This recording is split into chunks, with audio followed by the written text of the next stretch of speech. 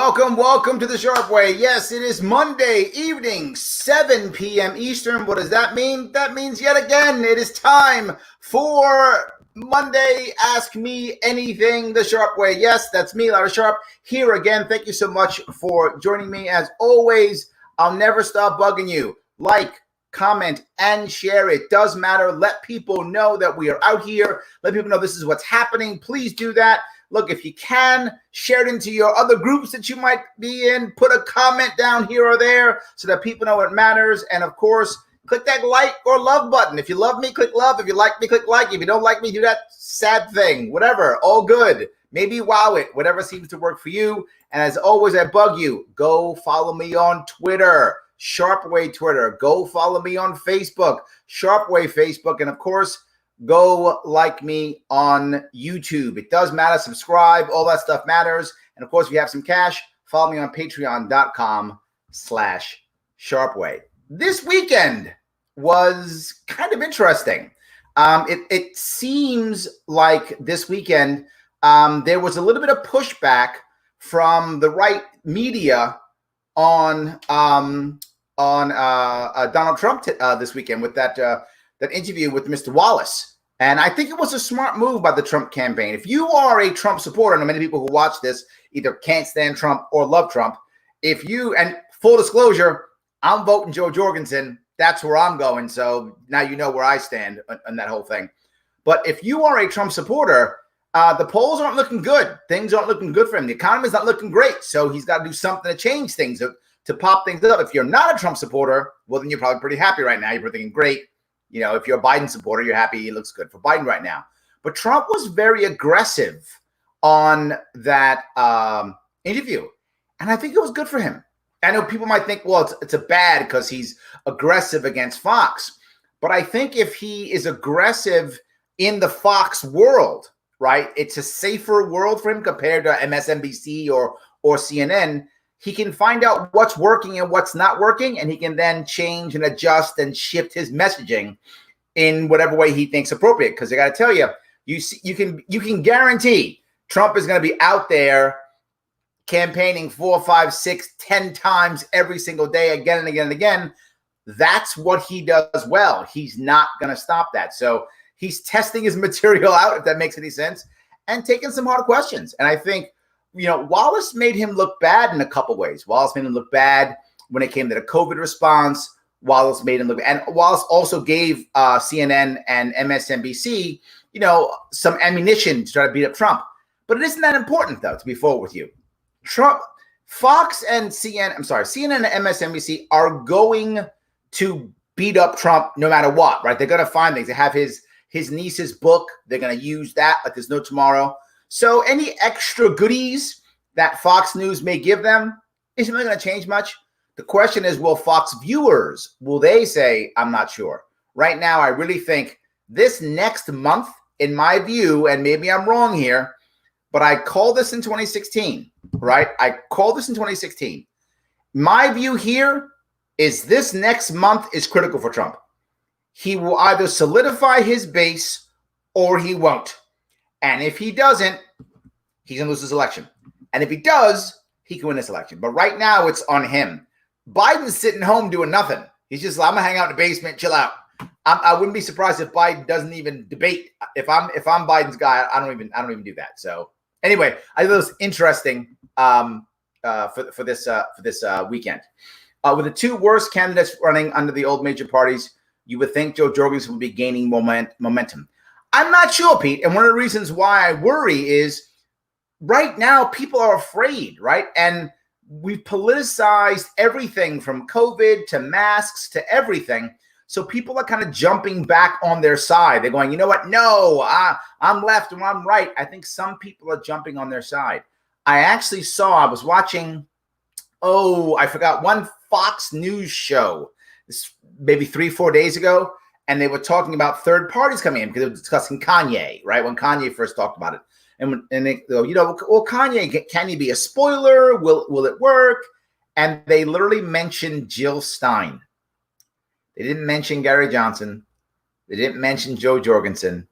They mentioned Jill Stein, who, of course, is not running. So they only mention people who no one can vote for, right? This is the biggest issue, right? When I ran in 2018, you guys know, when I got negative press, everyone on my campaign knows I never got angry. I was like, yes, negative press. The worst you can do is ignore me. I'll take the Larry's evil, Larry's a Cuomo plant. I'll take all that stuff. Keep giving it to me as long as I get press. I think, Pete, they're still ignoring us. When they stop ignoring us, that's when we know we're making real impact. Right now, they're just going back to the ignore piece. So this is from Andrew. I saw a Florida license plate yesterday morning in Oneonta, New York, and felt like I asked the driver, did checkpoint Cuomo ask where you were going and where you're from? He said, where are your papers? Yes. I don't know. I've traveled. I went down to Orlando, and no one seemed to bother me at all. I'm not really sure. So thank you, Larry, for being a prominent voice in the Libertarian Party and Liberty Movement. I'm doing my best. I'm trying to make sure that we don't get forgotten. My worry is always the same. My worry is we get excited for the elections, which we do. Then the elections are over, and we go back to fighting ourselves. After 2016 was over, those of you who were in my world remember, right after it was over, I gave a little presentation saying, we're not done. I'm going to run. Don't worry. We got this. I was trying to be that unifier at the end of 2016 because it was a massive letdown. At the end of my race in 2018 was the first thing I did. Back on the road in January. I went right back on the road supporting others. I went right back on the road again. So I'm trying to keep this going because my worry is we're excited now because election time. And if we don't get the results that we want, all of a sudden we start pointing fingers and being the Anglo-Libertarians again. I don't want us to fall back into that. So I want to make sure there is some, specifics on that. Did you hear Peter Schiff interview on Joe Rogan, and what were your thoughts? Great education on libertarian economics. I don't know Peter Schiff at all. I guess I could ask him to come on my show. Maybe I should watch that. I actually didn't watch it, so I don't know what it was about. I tend to, as you guys know where I am, right? My world tends to not be a very, still we're looking for, academic world of people that I speak to. I leave that to more academics. There's many libertarian academics, economists who do a great job. I'm much more of a, hey, how are you? Let's have a conversation about your daily problems. So I tend to not, put myself in the Peter Schiff area. I tend to do that. But yeah, I'll look at it. Good. Why has libertarianism been so morally and politically bankrupt during this whole coronavirus thing? Why, when there is ultra-fascist action from secret police abducting citizens, libertarians sleep? Nestor, you're not paying attention because that's complete garbage. That's utterly and totally not true. You just made that up. You're not paying attention. If you pay attention, libertarians are the only ones who've been saying anything. So that's utterly false. You're not paying attention, my friend. I think that's like every social media outpost in the libertarian world has been speaking about this the entire time. Nestor, you're not paying attention. Google it. You will get 25 people talking about it. The mainstream media doesn't want to pick up what we're saying. The mainstream media wants to cover left and right only. And it is either you want to shut everything down and you're a Marxist, or you're an evil fascist who only cares about money. Those are the only two stories that the mainstream media wants to show. It isn't that we aren't talking about it. They don't want to hear us. I think that's our problem. So you're just not paying attention. We are the only ones who actually are paying attention. Yes. These ballot initiatives in some states for an open primary with top 4 candidates moving on removes independent and third-party candidates that would otherwise be on the general election ballot in favor of duopoly candidates. Yes, the top 2, top 4 open primaries. Yes. This is challenging, right? The top 4 is better than the top 2. I guess it's better, but top 2 is the worst, right? Those of you don't know, they do one, states are doing like California does this, one massive open primary, and the top 2 people go to the general election. What if they're both Democrats or both Republicans? Then that's your choices in the general election. Top 4 is better, but still bad. So, Joe, I'm not a fan. I hate top 2. I begrudgingly say top 4 is not as bad, but that's bad too. I'm not a fan. I like the idea of open primary. The concept of it I like. The problem is in practice, you simply have Democrats, Republicans who flood the field, right? So they'll put up 4 Republicans and 4 Democrats, And, while the odds of these are good if you plan, for example, say you're like a member of the DSA or a member of the Tea Party, right? That's good for you. If you're a member of the DSA, the Democratic Socialists of America, and you have 4 Democrats running in that open primary, the chance of your DSA socialist guy popping up because the mainstream splits 3 and you move up increase. If you're a Tea Party Republican and the other 3 go, right, they break it up and then Tea Party pops in. So if you're a smaller piece of the big parties, this style works very well for you. And that's why they like it. It gives the more fringe part of the major parties a chance at moving up. But it doesn't help us as third parties at all. I agree with you. But that's the reason why they like it. Because, again, you're a DSA member and there's 4 Democrats. You got a shot because the 3 mainstream ones split the vote. And then the DSA guy pops up and wins. That's it. Yes. Wow, from one to another, you are a handsome man. This is true. It's just true. And Black Guy, if you want to be in a homosexual way, I'm fine with that too. No judgment. But thank you. Thank you. Absolutely. Yes. There's big discussion on that right now between libertarians. Yes, all over. We're talking about it 100%. Yes, the idea that we're not talking about this stuff is just, you're not paying attention, Nestor. Hi, Larry. Can you address the BS out of Western Europe regarding the election where they say you broke some arbitrary new election law passed by Cuomo last November and now fellow libertarians are attacking you? Why even bring this stuff up? Why? Who cares? Good. They give me press. Fine. I'm the evil guy who's trying to conquer Western New York. Okay. Yes. Please don't give these guys any play. It is silly and means nothing. But okay, yeah, I'm king of New York. Fine. Yes. Let's see if I can grab a couple of these here. This is the year that people convince themselves to vote for a guy who is mentally unfit to be president, only to oust the mentally unfit president. Well, look, the reality of it is a lot of people are upset and they attack the other one, right? So Biden's evil because, Trump's evil because.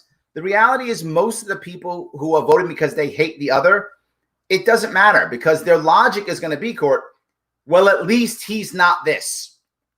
It's at least mentality, right? At least. That's what it's really about. Well, if you're a Democrat, you go, well, Biden, at least he's not Trump. And if you're a Republican, well, Trump, at least he's not Biden. That's how they're voting. So I think you're right. And people convince themselves there's only 2 options. And the problem is we're not hearing enough that there are more than 2 options, right? In fact, I'm going to have one of those options on this show this Wednesday. I'm going to have Brian Carroll on this show, who is the presidential candidate for the American Solidarity Party. And then a week after that, I'm going to have Howie Hawkins on, who is the presidential candidate for the Green Party. And 2 weeks ago, I had Joe Jorgensen on, who is a libertarian presidential candidate. So there's 3 options right there for you. And I'm already working on Don Blankenship, who is the Constitution Party presidential candidate. There's 4 options for you right there other than these 2. Please pick Joe Jorgensen. But there are other options for you either way, without question. Yes. Why hasn't the media been covering Jorgensen's campaign as much as it did with Gary Johnson in 2016? Is because Johnson was governor. I think that's true, right? In the media's world, they think that credentials matter. And sometimes they do. Not always, but sometimes they do. And there's no question when you had Johnson Weld, it was a credentialed ticket. Whether you would agree with the ticket or not, I'm not saying. What I'm saying is it was a credentialed ticket. You've got two-term governors, executives running on a ticket. Mainstream media likes it. It makes them feel safe. It makes them feel, okay, we're okay. We have an excuse to do this. And they test the waters, right? But there was something else.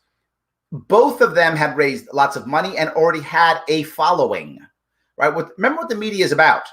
The media isn't about giving us information. That's like secondary. The media is about being seen. It's about ad revenue. That's the critical aspect of the media. If they don't think there's ad revenue, they're not doing it. They don't care about educating you. They don't care about showing you information. That means nothing. They don't care about fair elections. That's just stuff they say. What they care about is, can I get good ad revenue? And right now, you know what's getting a great ad revenue? Coronavirus. COVID-19 is killing it. CNN, MSNBC, killing it. MSNBC put on Trump's niece. Oh, killing it. Everyone wants to watch that stuff. Right? Oh, Trump uses the N-word. Watch that. Oh, my God. Get my popcorn out and watch. Of course. Is he changing people's minds? I doubt it. Is it giving you information that you actually need to make a decision? No. Is it making anything better for us? No. Is it entertaining? Yeah. That's why they're showing it. So we have to be more entertaining. See, I'm entertaining. They got to start showing me. See that? There we go. That's the rules. I think that's the reason why, right? And even though Gary Johnson did some silly things, that silly stuff was one of the reasons why they showed him. I know I hate that, but it's true, right? He was entertaining, and they got extra views out of that. They got extra everything out of that. Sure, absolutely. They're looking for something like that. Absolutely. With the economic crisis now, why don't federal and local governments use your idea of sponsoring infrastructure and public utilities? You would think in desperate times like these, governments would look for new ways of fund things. Do you think these ideas can work on a global scale? Absolutely, yes, Avi. Yes, and yes, they can work. Of course they can, but someone has to try them, right? And it's not going to happen now at this moment because the problem is it's almost a religion, if that makes any sense, right? Government is right and righteous. When you go against government and they want to put you in jail, your crime is heresy. It's against the religion of government. And government says that only government can do these things. It's going to take a strong executive, whether that's a mayor, a governor, a president, to put these into play. Congress is not going to do it. No legislature will do it. None will. Never going to happen.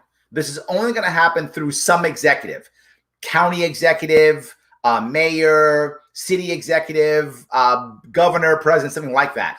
So when someone actually looks at, in the coming years, a bunch of states are going to have to go bankrupt, right? That's going to happen because of COVID. Sorry, I shouldn't have said that. Not because of COVID, because of the government response to COVID. I want to be crystal clear on that. The economic downturn that we're having is not because of COVID. It is because of the horrible government response to COVID. Let me be clear on that. The government response to COVID has devastated states. Many of them are going to have to wind up going bankrupt soon, or at least defaulting on different things. And when that happens, some executives might fall back to this. But I doubt it because, the concept of this style that I brought up is completely transparent. And if it's that transparent, there's no cronyism. Cronyism is a part of so many local governments. It's difficult to push it through. You've got to have someone who doesn't have all the cronies in there, right? Who can just go there and do an actual transaction, which is why most of these aren't straight transactions like I talked about, where the state or city retains ownership of the property, whether that is a bridge or a tunnel or whatever that might be, a road. And then the private organization simply has a simple contract that allows for naming rights. That's what the contract is. There's no need for a hybrid model of a part this and a part that and a part this. That's where all the corruption comes in. Once it becomes murky and cloudy, then it's horrible, right? My idea is very straight. You own it. You want to lease the name. Awesome. Here's the fee. Here's what you must do. Done. Doesn't matter. Highest bidder wins. Highest bidder means rich people, rich companies might win. I don't care if rich companies win.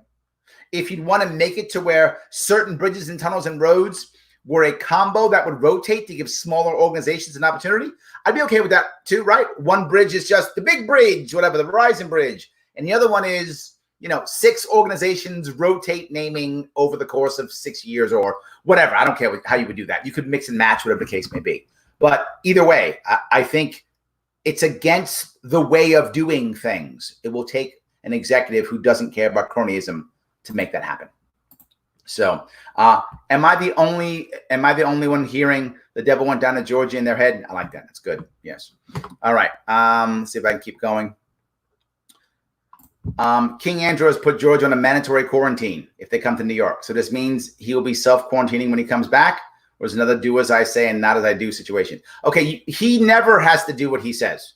He is always immune. So yes, ignore him.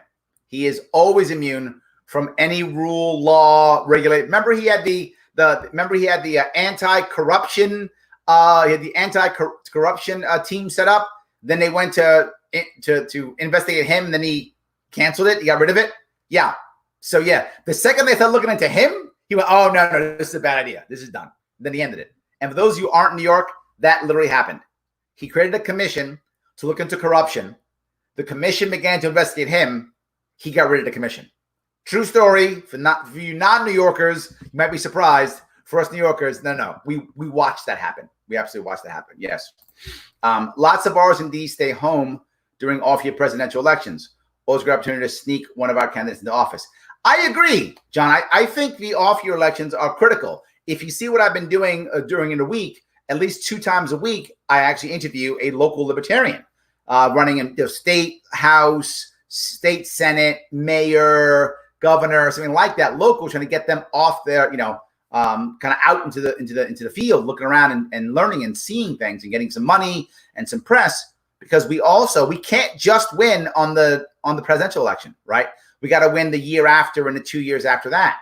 Again, I'll say, remember what I did after I lost my election. The next year I went out. And by the way, I'm going out again. September and October, I am doing a New York State tour. Yes, I'm going to cover all 62 counties in about 7 weeks, 6 weeks or so in that area. I'm going to cover all 62. I'm out there doing it again. I'm basically going back on campaign because we have to, right? I've got literally dozens of libertarians running across the state I've got to support. I've got the Joe Jorgensen campaign I got to support. So I got to get out there and support people. And why do I do it? Why do I go out and support? Because I want to be the example that I want from you. I can't point my finger at you, John, or you, Pete. Point my finger at you, you, Joe, and say, you need to support people if I'm not going to. Right? I don't want to be Cuomo. I don't want to be the guy doesn't I point my finger at you, it doesn't affect me. No. If I want you to go out and do that, and I do, then I got to do it myself. I can't point my finger at you until I point it at myself. So I pointed at me first, then I pointed at you. So I'm going to be out there doing it because I want you guys doing it too. This movement can't just be of people who go, I think I'm super cool and I have a vanity issue and I want to run for office. That's nice, but we need more than just that. We need people who can support and help and raise money and put together events and wave signs and every single thing. This is an organization. It's a movement. We need people who can do all those things. Absolutely. So top 4 is a step in the right direction. This is too good. Yes, Brian's right. It is a step in the right direction. It isn't great, right? It isn't great, but it's better than top 2. Top 2 is a disaster. Absolutely a disaster, 100%. Yes, fine for liberty. Let's get after it. We're on it. Yes, absolutely. Yes.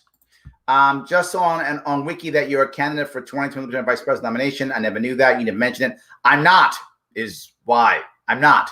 I appreciate that, but that's incorrect. I'm not. I've only I put my hat in the ring to run if Judge Jim Gray was the nominee. The delegates did not like Judge Jim Gray. My opinion, that was a mistake. I thought Judge Jim Gray was the best candidate. That's what I thought. Obviously, the delegates did not go along with me. They never do, but it's fine. So they obviously did not believe that. So he did not win the nomination. So I did not run. I was only running if he had won. If he had won the president's nomination, then I would have run with him as his VP. So I was never voted on. I was not in the fray. I dropped out before there was ever a vote. I hope that answers your question at least. Good. It never makes sense. People on the left or right actually bitch about not liking either candidate. Yes. And vote for someone they don't like or even know about because mommy or daddy voted away. Yes. Roar. Yes. It's beyond the knowing. We have more sheep in our country more than ever. Larry, how would you suggest convincing someone to vote for Joe with their concern being that they are voting for the choice because they don't want the other to win? Well, there's many ways of doing this. And I'll give you some good examples, right? There's long-term and short-term. In the long term, it's just us staying out there and doing this, right? My wife was a 25-year, give or take, Democrat. Family's Democrats, born and raised in New York, Democrats. About 3 years ago, I'm guessing in that area, 4 years maybe, she said, you know what, Larry, I'm not a Democrat anymore. That's all. She didn't say she was libertarian, didn't say she was Republican, just, I'm not a Democrat anymore. They don't really represent me anymore. But so I asked, why are you Democrat? And she was like, well, my dad was. Exactly your point. Her family was Democrats. So she's Democrat because that's what she was taught. That's what she was raised. That's how she was raised. So she's Democrat. So that's what she believed for 20 years, 25 years maybe. And finally she says, I don't think I'm Democrat anymore. They don't support me. I said, okay, they don't represent you. Okay, great. So I convinced her to vote for Gary Johnson, 2016, of course, right? So you voted for Gary Johnson because of me more than anything else. But she wouldn't say she was a Republican. And to your point, if you're raised that long as a Democrat, it's very hard for you to become a Republican. You've been taught for decades, Republicans are evil, they're horrible, bad people. You've been taught. Hard for you to make that switch. The reverse is true also. If you've been a Republican for 10, 20, 30 years, you've been taught Democrats are evil, bad people, blah, blah, liberals, this. You've been taught that. Hard to make that shift. But you can go libertarian. You can go third party because you haven't been taught for decades that they're evil. You've been taught that the other, blue or red, you've been taught that it's evil. And it's hard for you to get over that. Human being, you've been taught that for so long, hard to get over it. But you can get over that other one and go third party. And about, 3 months ago, 4 months ago, I forgot when it was, my wife's in front of her computer and she goes, this isn't about the virus. This is about the government shutdown. The government's screwing us over. The government is destroying our small businesses. And I said, your transformation is complete. Took me 20 years, but I got it. Now, we don't all have 20 years to make that happen. Here's how you can do it. Focusing on the end game. That's all I can tell you. Focus on the end game. When someone comes to you and says, whatever their issue is with Biden, say for Biden, right? They go, I have to vote for Biden because Trump's evil. I got to vote for Biden. Trump's so evil. Right? Okay, great. What's Biden going to do for you? Well, at least, it's always an at least thing. At least he's not a racist. Or they'll say something like that, right? Okay, got it. He's not a racist. I got it. What's he going to do for you? Well, I don't know. I need probably better with schools. They'll say something like that, right? Because they actually don't know. They'll say something like that. At that point, you go, oh, because you want better schools? Awesome. Let's talk about schools. And as you talk about the end game, what you want to achieve, they're now going to assume that you are them, right? So if they're Democrat and they're afraid of Trump, they're going to assume you're Democrat because you're not going, Trump, great. You're just going, okay, you're scared of Trump, got you. So what are you trying to achieve? Okay, let's talk about that. Then talk about who you're voting for. And watch them at a minimum. They'll look her up. They'll at least go, let me look up this Joe Jorgensen person. Let me look this up. They might not vote for it this time. They might not. But their mind's open. We might get a vote out of them. If not, there's someone local now work over there for sure that now she'll hear. So we've helped it no matter what. The reverse, the person's, thinks, oh, Biden's a socialist and I got to vote for Trump because Biden's a socialist. Okay, got it. Vote for Trump. Got it. Well, what are you going to get from Trump? Well, Trump at least is going to take our guns. Oh, okay, got it. Guns. Let's talk about guns. Endgame. Right? And they're not going to assume you're a Democrat because you didn't go, what's wrong with you? Biden's awesome. You didn't do that. You just went, okay, I got why you vote for Trump. I got it. It's Biden. Why? Same way. Focus on the outcome and don't attack their guy. We as libertarians, we are bad. We attack like there's no tomorrow, and we got facts and numbers, and here's why your guy's horrible. Here's the terrible things your guy's done. They're not even convinced that their guy is good or bad. They just don't want the other guy. Now you're attacking that. You're giving them no option. You're just calling them stupid. Focus on the issues. I think that's how you make it happen. Hopefully today, hopefully this year, but for sure in the future. Hey, Larry, if you become governor, what would you do on drug laws? What's your view on the war on drugs? I'm still learning about all of this. Some drugs are good and some aren't. To be forward, I think the first step, and I brought this up 1,000 times and I'll keep doing it. The first step is cannabis. That is the first step. There's a theoretical piece and a realistic piece. Theoretically, government should never be legislating what goes into your body.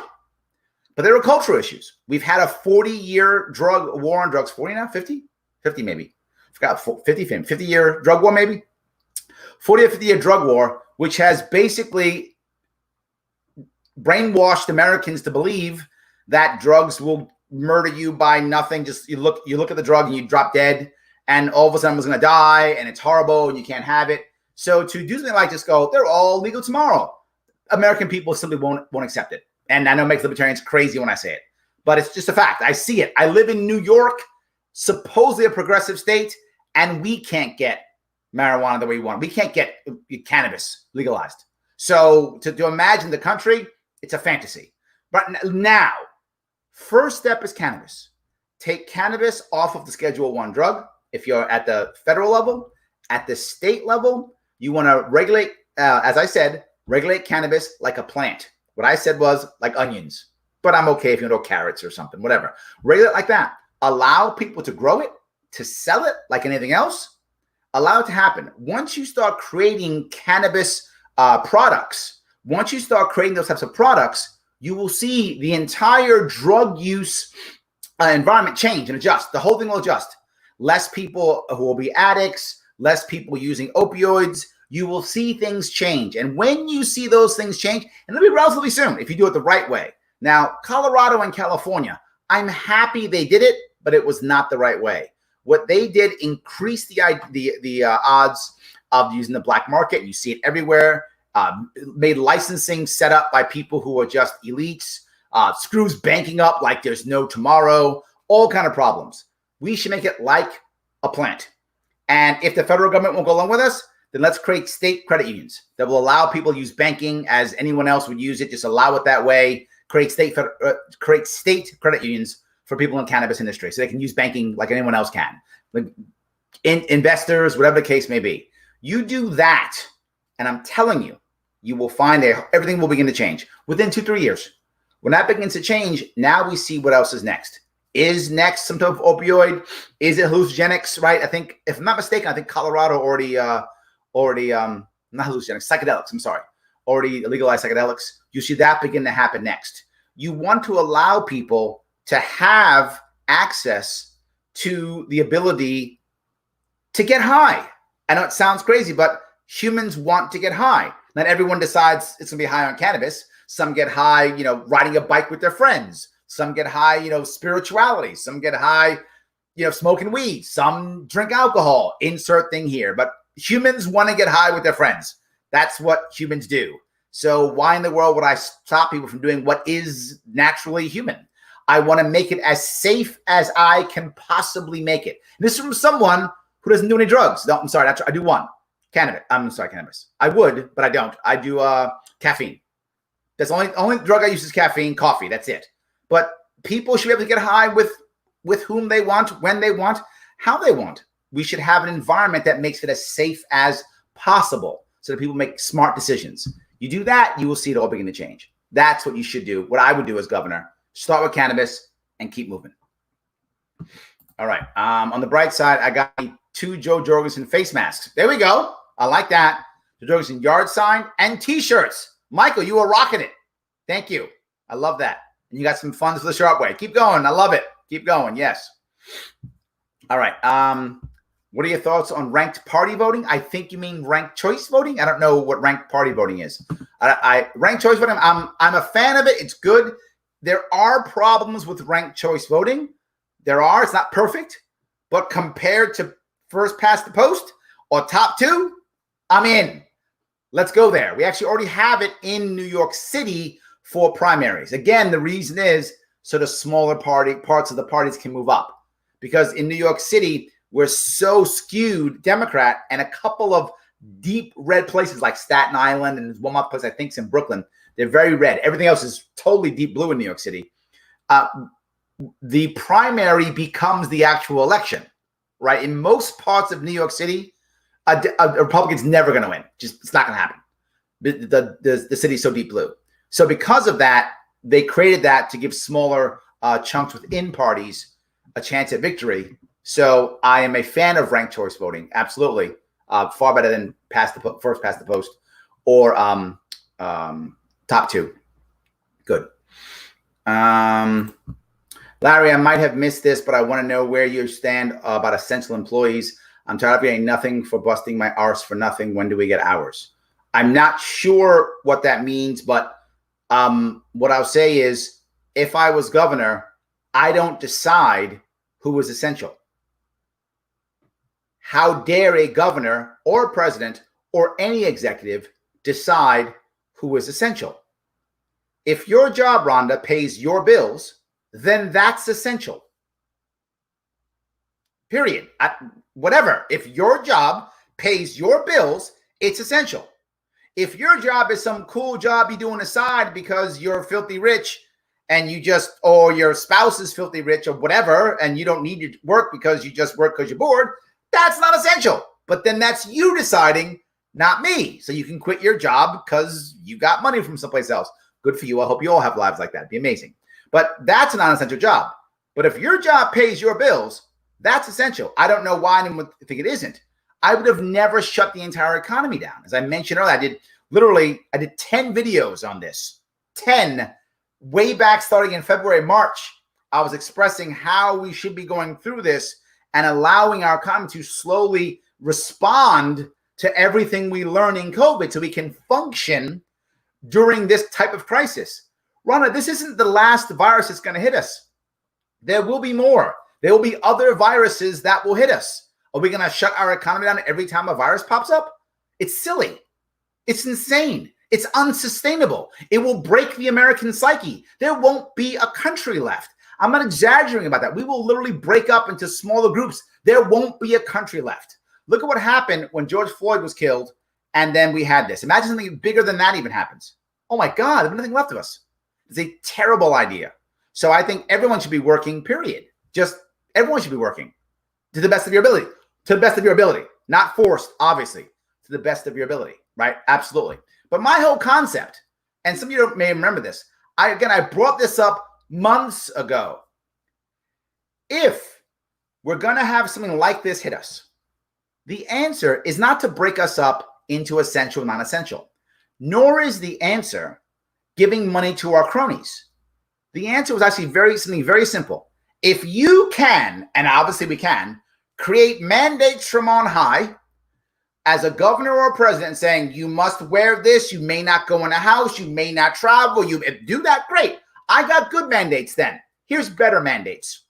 Number one, if you are, and this is serious, I call this the 3-half program. Some of you may remember this program. This is how, if we had done this, think about what difference, and again, I was talking about this 4 months ago. What would have happened? 5 months ago now, I was talking about this. Number one, there's 3 parts of this. The first half, you tell every financial institution in the United States that you may not enforce any payments on any credit, any way, shape, or form for 6 months. No credit cards, no mortgages, nothing where it's a loan in any way, nothing. You may not enforce them for 6 months. If Rhonda, you're super wealthy, you want to pay your debts off anyway, you go ahead.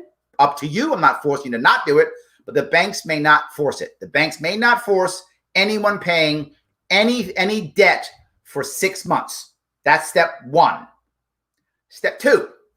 Now I tell every employer, hey, employer, if you want, then I tell every landlord, every person who rents, that if you want to, you can pay half rent. Doesn't matter what your contract is. For 6 months, you can pay half rent. And you say, wait a minute, how are landlords going to survive getting half rent? They're not paying mortgages for 6 months. You're not paying a mortgage on your building for 6 months. You can afford to take half rent for 6 months. So you can survive for 6 months when you're not paying your mortgage for 6 months. So you can go on half rent. You're paying maintenance and things like that, of course, that you're still paying, right? But that's half for 6 months. If you want to.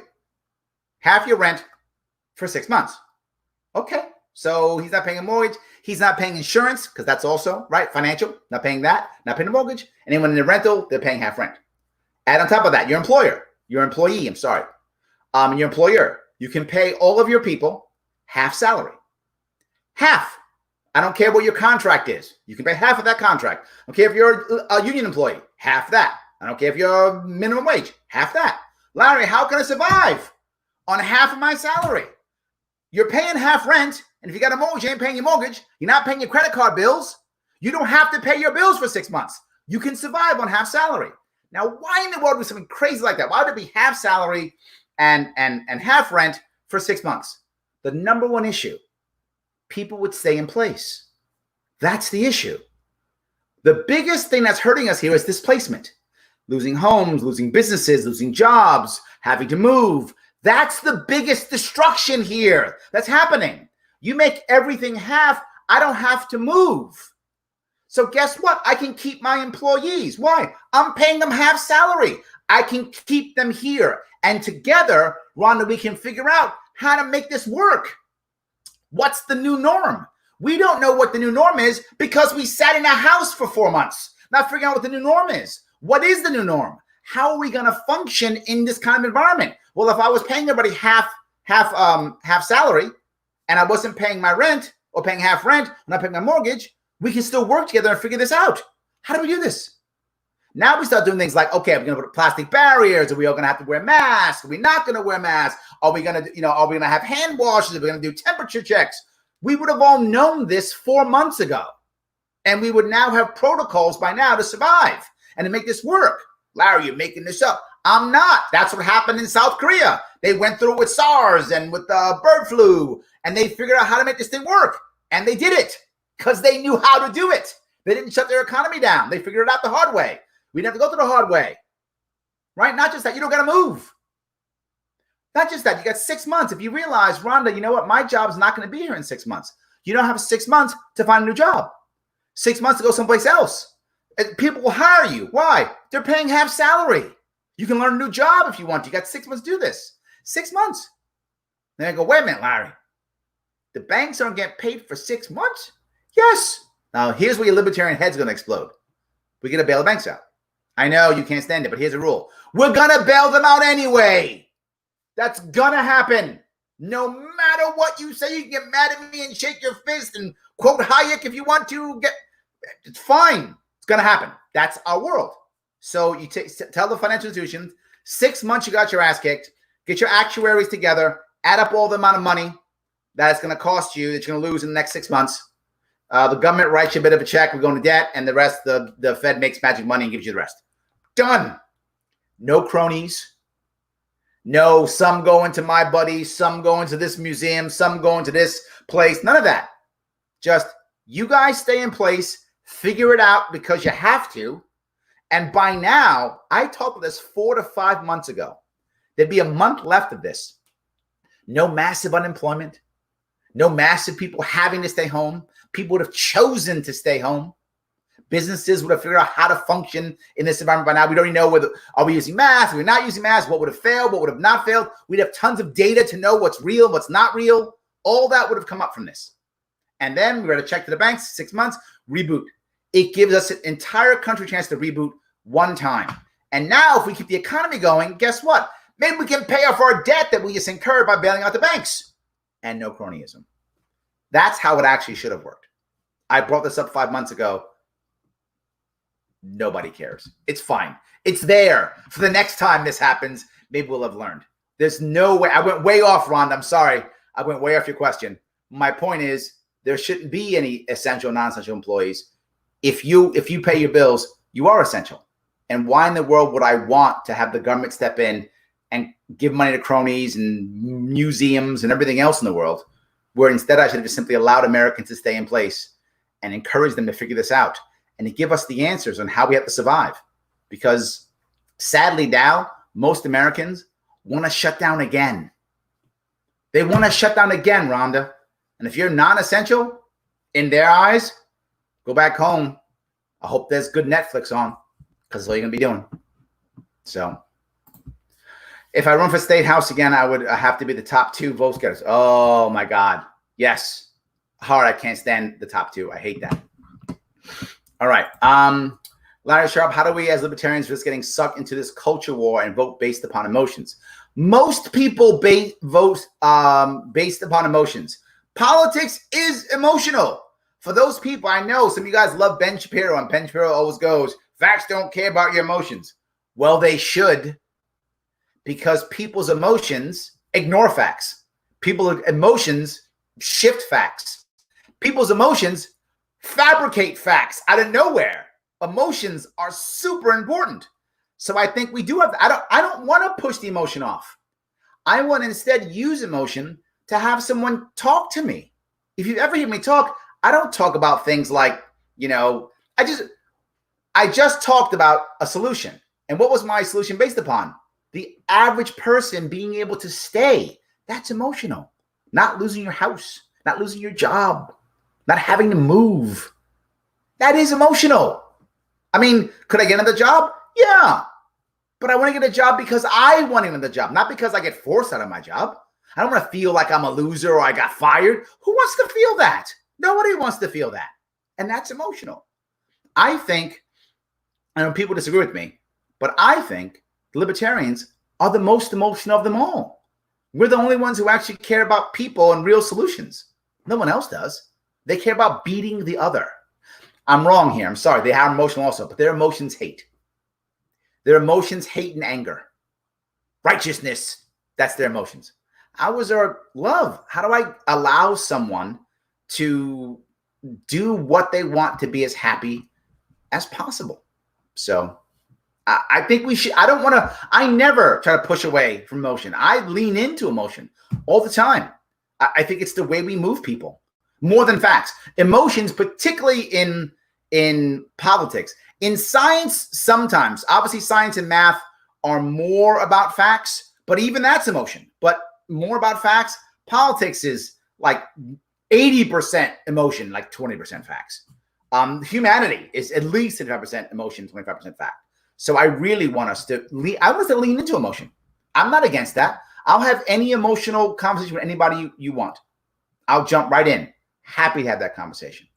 So I just talked about the war on drugs. But you know what? Perfect timing, Bryce. I'll bring this up. I've more than once, when we talk about the war on drugs, they'll say something like this. And this is going to talk, Mr. Riskit. I'm not sure if that's your name or not. But this is going to talk about your emotion piece. People will come to me and say something like, Larry, how can you be against the war on drugs? You know, drugs killed my son. Drugs killed my so-and-so. Drugs killed my blah, blah, blah. Yep, get all the time. Now, for those of you who don't know, my mother was an addict. So I know what it's like to have an addict in my family. However, I was very lucky. My mom did not die, did not overdose. She did die eventually, but not because of that.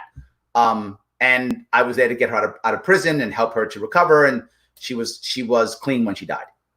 But I will tell that person, I will ask them a question. This is an emotional piece. They're like, how can you not be, how can you be against the war on drugs? It killed my son. Super emotional.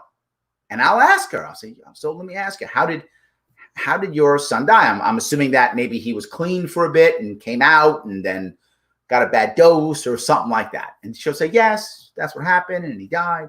I go, yeah, I get it. I said, I know you're angry. Totally get it.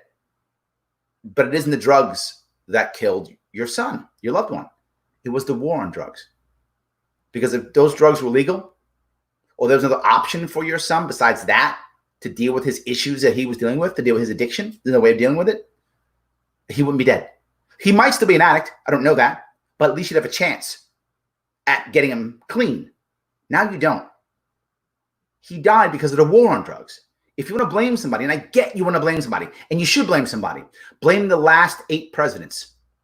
Not one of them ended the war on drugs, and every one of them could have. So blame the last 8 presidents, Democrat, Republican alike. Every one of them could have very simply taken cannabis off of Schedule 1. That's all they had to do. Take cannabis off Schedule 1, and the entire war on drugs collapses. That's why they won't take cannabis off Schedule 1. Because once you do that, everything begins to collapse. That's all you have to do. That's why I keep saying the first step is cannabis. That's why they won't do it. Do that, everything else collapses. And you will find people will be happier. That's an emotional piece, and I'm happy to take that on every day of the week.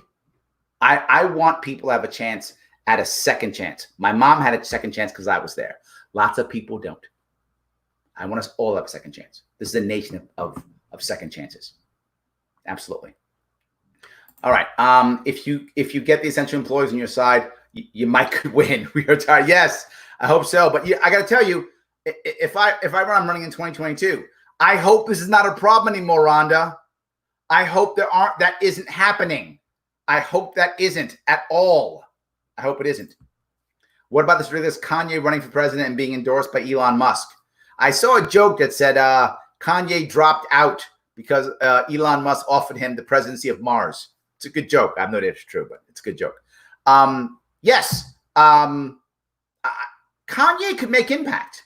There's no doubt. I'm not joking. This goes back to what I first talked about, right? Kanye is popular. And because he's popular, the media will want to see him. If Kanye actually runs, I don't think he's going to run. But if Elon Musk writes him big checks and he has big checks, he might. But I don't think he will run. I could be wrong. If he runs, He'll be in the debates because that's money. That's why there's money in that. People want to watch. I would love. I told you where my heart is, and I'm being honest with you all. I would absolutely watch Kanye debate, no doubt, and so would all of you. You'd all watch it too. Yes, you would. I would too. I would so watch it, and they know it. So if Kanye runs, I guarantee you in the debates, 100%. So yes, our Green Party is AKA the Socialist Party. Howie Hawkins, who is the Green Party nominee, is also endorsed by the Socialist Party. It's correct. So the Green Party in this election is also the Socialist Party. People think it's the Democrat Party. It actually isn't. Thank you, Alexander. You are correct. It is actually the Socialist Party. They've actually cross-endorsed this election. They don't always do that, by the way. They don't always cross-endorse. But in this one, they absolutely are. Yes, media is covering Kanye. Absolutely. 100%. Yes. Everyone who want Trump out, vote Libertarian. You ain't getting Trump out with Biden.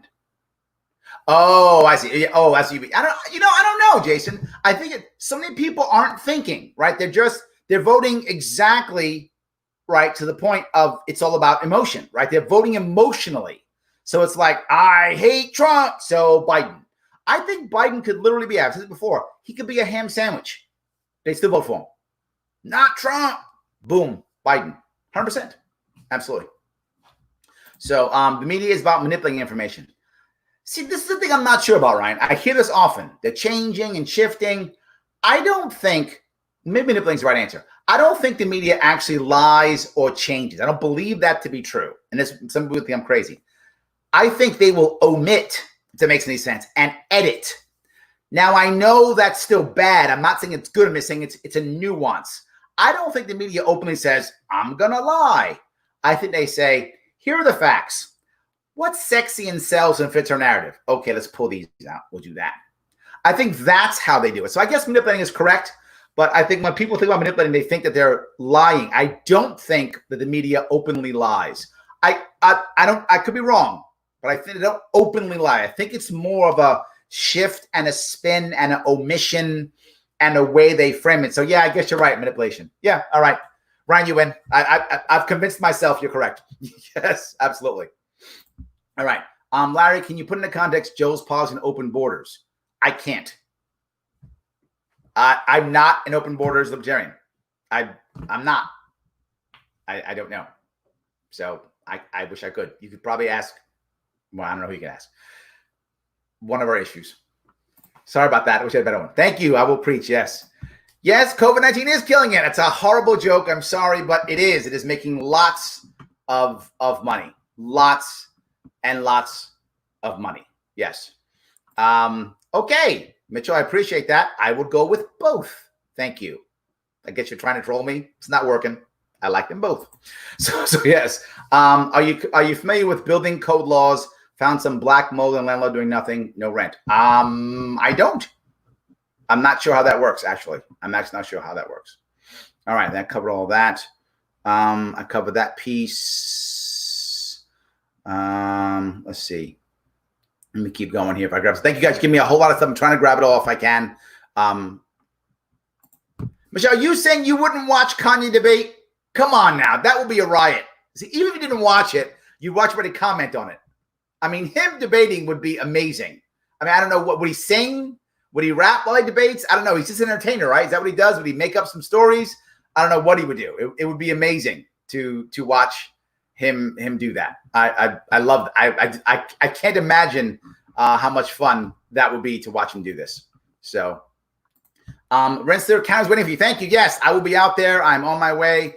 I'm heading to Central New York. Absolutely, I'm going out there. Absolutely. And yes, Omar, I'm trying my best to lead by example. I want others to watch, and I hope they'll, if I'm going to point my finger, I got to point it at me first. So yes, wear Bills and Sabres gear in Buffalo. You'll get a huge boost. Look, I know, but it's one thing I generally don't do, right? I tend to not pander. I'm a New York City guy, right? So I'm a Giants fan. I know some of you don't like it, but I am. I'm a Giants fan. And as a teenager, I grew up on Long Island, so I'm a New York Islander fan. And again, I'm older, so when I was a kid, it was the 80s, And for those of you like hockey, that's when the Islanders were good. Now, not so much. But in the 80s, they were awesome. And I'm an Islander fan. So I'm not a pander, not what I do. I would rather go up with an Islander jersey and a New York Giants jersey, and at least they'll tease me and beat me up on it, but it'll be honest. So I appreciate that, John, but I'd rather just do that instead. I'd rather do that instead if I could. Thank you. So is there a strategy behind whether libertarians, Portland attacks being spammed social media? I don't know. I'm not sure what that is. I mean, I know what happened there, and libertarians are against it, but I don't know what the strategy. I doubt there's a strategy. I doubt it. As a general rule, you don't find libertarians do a very good national strategy. It's not in our DNA. We tend to react, get angry, and watch everyone just kind of explode together. It's kind of how we do it. And that's not always the best way of doing things. But sometimes it does work sometimes. So I would doubt there is a strategy. If I was running a campaign now, I would create a strategy. It's not true. I would have my team create a strategy and I would follow it. I think that's what I would. Those of you on my team know that's what I would probably do. I'd have the team create a strategy, probably from the ground up, see what's working, and then I'd just follow it. Because generally speaking, if you do ground up is when you get your best ideas, and a couple go wrong, but when a couple go right, you jump on the right one, you tend to get the best bang for your buck. You tend to, yes. Well, when you get to visit Fulton County, you can spend the night at my apartment. Thank you. I get your couch. Look at that. I appreciate it. Oh, your mom's house? Okay, maybe I'll hang out, Michael. I'll let you know when I'm heading up there. I love that. Why don't Rand Paul join the Libertarian Party? He's definitely not a Republican. I gotta look. Most people who are liberty leaning don't join the Libertarian Party because there isn't enough meat there to get them elected, right? Most of them want the big difference between Libertarian Party and others. There's lots of differences, but one of them is most of our politicians, not all, but most of our politicians don't run to win. That isn't their goal. Their goal is to just be a bigger activist. They use the spotlight to be an activist. Well, if you're going to be an activist, that's the party. But the people who are running in Democrat Republican circles, they don't want to be an activist. They have activist groups. That's what they do. They have activist groups. They use their party to get elected. So our party doesn't have the infrastructure in most cases, not all, but in most cases, to actually win an election. So we have to have better infrastructure, which is why in New York State, I'm doing my damnness to build that infrastructure because I want people who are liberty leaning to join our party. But there's a second piece. When you try to join our party, we get mad at you because how dare you join our party? You're not libertarian enough. I mean, look at the people who got mad at Justin Amash for joining our party. There are people who's mad at me still. I was happy to bring him aboard. I'm happy he's part of us. Keep coming. How are we going to grow if we don't take people? Now, Rand Paul is not as libertarian as Justin Amash is. Rand Paul's a lot more Republican than Justin Amash is. But if Rand Paul wants to come on in. Happy to have you. Change to an L tomorrow. But the problem is if he does that, then he has other issues that we have, right? Top 2 voting, all the issues, ballot access, all the things that we struggle in the Libertarian Party to do, which is why you keep hearing me say we have to keep building on our infrastructure. We've got to keep building infrastructure out so that when someone says, I'm a libertarian and I want to run for office, boom, there's people there, infrastructure there, stuff can get done right away. I think that's why he doesn't join, because we don't have enough to offer him right now. And we have to keep going. And I'm trying. For those of you who know, I've had about a 7 to 10 year plan starting in 2016. I started this plan in 2016, and I'm still rolling it out. It is a decade-long plan for us to actually have massive impact in this country. It's a decade-long plan. People tend not think that long-term. I do. I'm still working it. You guys can see me. I'm still working it. The plan isn't fixed yet. We're doing it. So I was raised Republican and registered Union Democrat till I found reality in the Libertarian Party. Thank you, Ryan. I'm glad you're over. I love it. Yes. As a lifelong Republican, I just this year, 59 years old, changed my party libertarian. It is possible. Yes. Thank you. I'm the oddball. I was never a part of a party. The only party I ever joined in my life was libertarian. And that was 2012.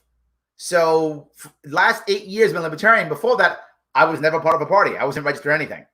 I was just whatever. And almost all my voting was through mail when I was in the Marine Corps early, then overseas, and then in person starting in about 1994, 6. I started voting in person. Otherwise, I always voted via mail. So, yes, my transformation is complete. Yes, I got her over. Absolutely. So, on the latter side, a very important note, how do you like your steak, Larry? I like most of my food relatively undercooked. I like medium rare steak, medium rare everything for meat. I like all my meat medium rare. I like my eggs runny and loose. I like most of my food, and I like my bacon undercooked. I like almost everything undercooked, lightly cooked, medium rare, almost everything. That's how I like most of my food. So steak, it's medium rare is what I prefer. I like it when it's red. Burgers, red, all that stuff. I prefer it that way. So I don't know, my carnivore, that's what I like. Yes. I've always said that I'm tighter than Rush. I have been Republican for years, and I guess you mean righter than Rush. I'm truly thinking about voting Libertarian in this election. I want to know what you can do for the silent, hardworking middle class. This is a great question, and I'm happy to say it. I'm not running this year, but there's a big but. If you care about what I'm doing for the economy, you can head up to LarrySharpe.com. That is my policy library from when I ran in 2018. My policies haven't changed much at all. And I talk all the time about the same thing, making it easier for the middle class to make money and grow. That's the biggest thing. That's things like, if you're in New York State, as an example, it's like getting rid of the income tax. Now, when I talk about the income tax in New York State is about 1/3 of all the revenue New York State brings in. That's a lot of revenue. However, New York State has a bigger budget by double than Florida and has less people. So there's some fat you can cut out of that budget without question. So I thought it was going to be a 4-year plan to get rid of the income tax. With COVID and the government response, it's probably a 6-year plan unless we somehow shift to some form of cryptocurrency internally in New York State. I'm not joking when I say that. I think the only way to save New York State from going bankrupt in the next 8 years, give or take, 6 years maybe, is going to be some form of cryptocurrency internally. Paying people in cryptocurrency. Otherwise, I can't see us getting out. We're at about a $60 billion deficit right now in New York State and about, $500 billion in debt, give or take. I don't know how you get around that. Illinois is worse than us. A lot of things are bad. But the issue is not overtaxing. Instead, lowering your taxes and increasing. Lowering taxes isn't enough. Lower spending, increase opportunity, and lower taxing, right? Taxing can be high. I'm not saying it should.